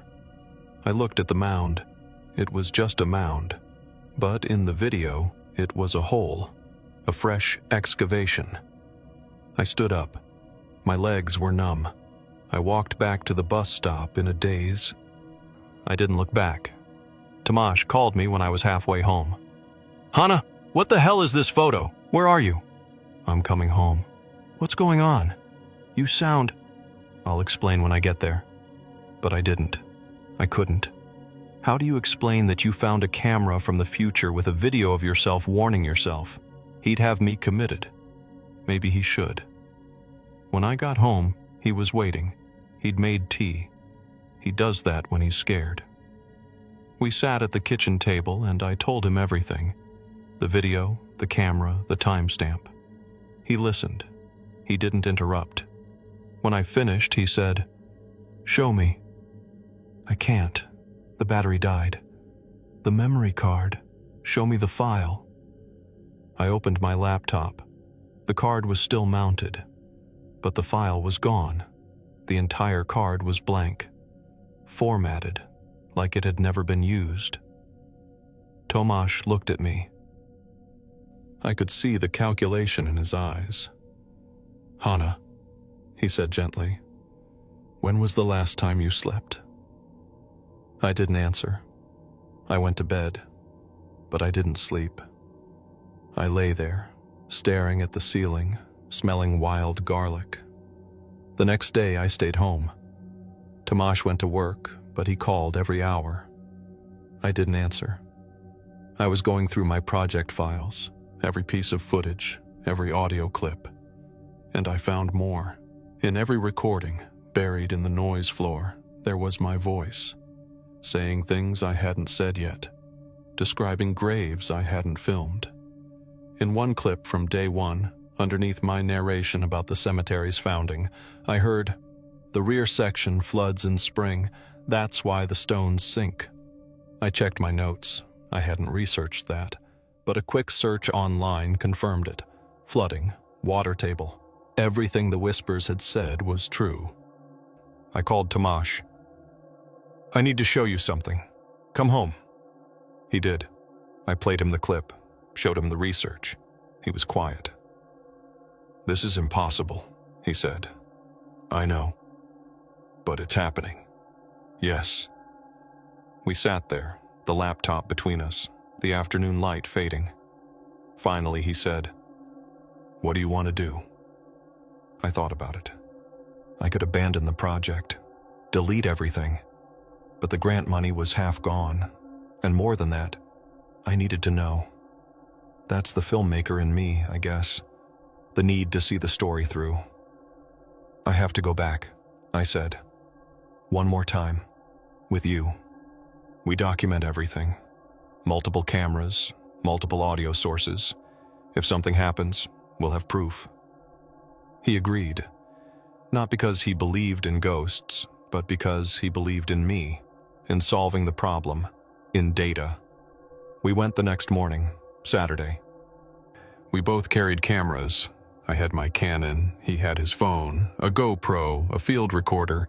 We were a mobile production unit. The cemetery looked the same. The factory, the fence, the brambles. We pushed through to the clearing. The stone was still there. Petr Kovács, 1978 to 2023. Tomasz photographed it from every angle. The depression was still there too. But no camera. The earth was undisturbed. "I don't understand," I said. "Maybe you imagined it," Tomasz offered, but his voice was uncertain. We set up anyway. I decided to do a piece to camera, right there in the clearing. I wanted to narrate what had been happening, a meta-documentary. Tomasz would film me and I'd film him filming me. Redundancy. I pressed record on my camera. Tomasz pressed record on his phone. I started talking. "My name is Hanna and I'm a filmmaker. For the past week, I've been documenting this cemetery, and I've experienced phenomena I can't explain. Audio anomalies. Visual inconsistencies. A sense of..." I stopped. The rustling. It was back. But this time, it was everywhere. Not just behind me, but all around. The brambles were shaking. Tomasz heard it too. He lowered his phone. "What is that?" "I don't know." Then the cicadas stopped. That same sudden, painful silence. And a voice spoke. Not a whisper, not static. A clear, calm voice right behind me. It said in Czech, "Vy ste na něj příliš dlouho čekali." "You've waited too long for him." I spun around. No one. Tomasz was pale. "Did you hear that?" "Yes." "What did it say?" I translated. His eyes widened. "Who's him?" I didn't know. I still don't. But I felt this pull, this compulsion to walk deeper into the overgrowth. Past the clearing, to the very back of the cemetery, where the weeds were so thick you couldn't see the fence. I started walking. Tomasz grabbed my arm. "Hanna, don't." "I have to." "Why?" "I don't know. I have to." He followed me. We pushed through vegetation that clawed at us. The air got colder. The smell of wild garlic was overwhelming, mixed with that sweet rot. And then we saw it. A hole. Not a depression. A proper hole, 6 feet deep, the earth piled beside it, freshly dug. At the bottom was a coffin, not old, new wood. The lid was closed. Tomasz backed away. "We need to call the police." "Wait," I said. There was something on the coffin lid. A camera. My camera. the same one I'd found before. I climbed down into the hole. Tomasz was shouting something, but I couldn't hear him. The silence was absolute. I picked up the camera. It turned on. Battery at 50%. There was a file. I pressed play. It was me. Again. But this time, I was older. Lines on my face, gray in my hair. I was standing in the clearing, but it looked different. More overgrown. The timestamp read, July 14th, 2029. 6 years from now. My future self looked into the camera and said, "If you're watching this, it means you didn't listen. You uploaded the footage. You're on the schedule now. Every recording you make contains tomorrow's script. You'll try to change it, but you can't. I've tried. God, I've tried. The hole is for him, for Peter. He's waiting. He's been waiting since 2023. You'll bring him the camera. You'll bring him the footage. It's what you do. It's what we do." The video ended. I looked at the coffin. The nameplate read Peter Kovacs, 1978-2023. Tomasz was shouting my name. I climbed out of the hole. We ran. We didn't stop until we were on the bus. He was asking me what I saw. I couldn't speak. I just showed him the camera. He looked at the video, looked at me. "This is a prank," he said. "It has to be. It's my face. Deep fakes, AI, something. Tomasz, it's my camera." We didn't talk the rest of the way home. In our flat, he went straight to his computer, started running diagnostics on the camera, on the memory card. I sat on the couch, staring at nothing. My phone buzzed. It was Jana from the Heritage Foundation. "Hannah, I got your upload. The footage looks great, very atmospheric. We're scheduled to release the first clip tomorrow. Are you on track for the next batch?" I hadn't uploaded anything. I opened my laptop. There, in my project folder, was a completed video, edited, color-corrected, with narration. My voice, talking about the cemetery's history, but also saying things I hadn't recorded. Mentioning Peter Kovacs, mentioning the flooding, mentioning the hole. I checked the upload queue. It was set to go live at midnight. I tried to cancel it. The program froze. I forced quit, restarted. The upload was still scheduled. I tried to delete the file. It wouldn't delete. I got an error. File in use by system. I called Tomasz over. He tried everything. Admin privileges, terminal commands, safe mode. The file wouldn't budge. At 11:59 p.m., we watched the progress bar fill. At midnight, it vanished. Uploaded. Published. Tomasz looked at me. "What's the next video about?" I didn't know, but I knew I'd find out when I recorded it, because that's how it worked now. I'd go back to the cemetery. I'd set up my camera. I'd press record. And I'd hear my own voice telling me what I was about to say. The script was already written. The footage was already shot. I was just the vessel. That was 3 months ago. I've been back every day since. The grant ran out, but I keep going. Tomasz left last month. He said he couldn't watch me do this to myself. I don't blame him. I don't sleep much. I don't eat much. I just record. Every day, a new video appears on my laptop, fully edited. Every day, I upload it. The channel has 1,000 subscribers now. People leave comments. So atmospheric. So creepy. Can't wait for the next one. They don't know.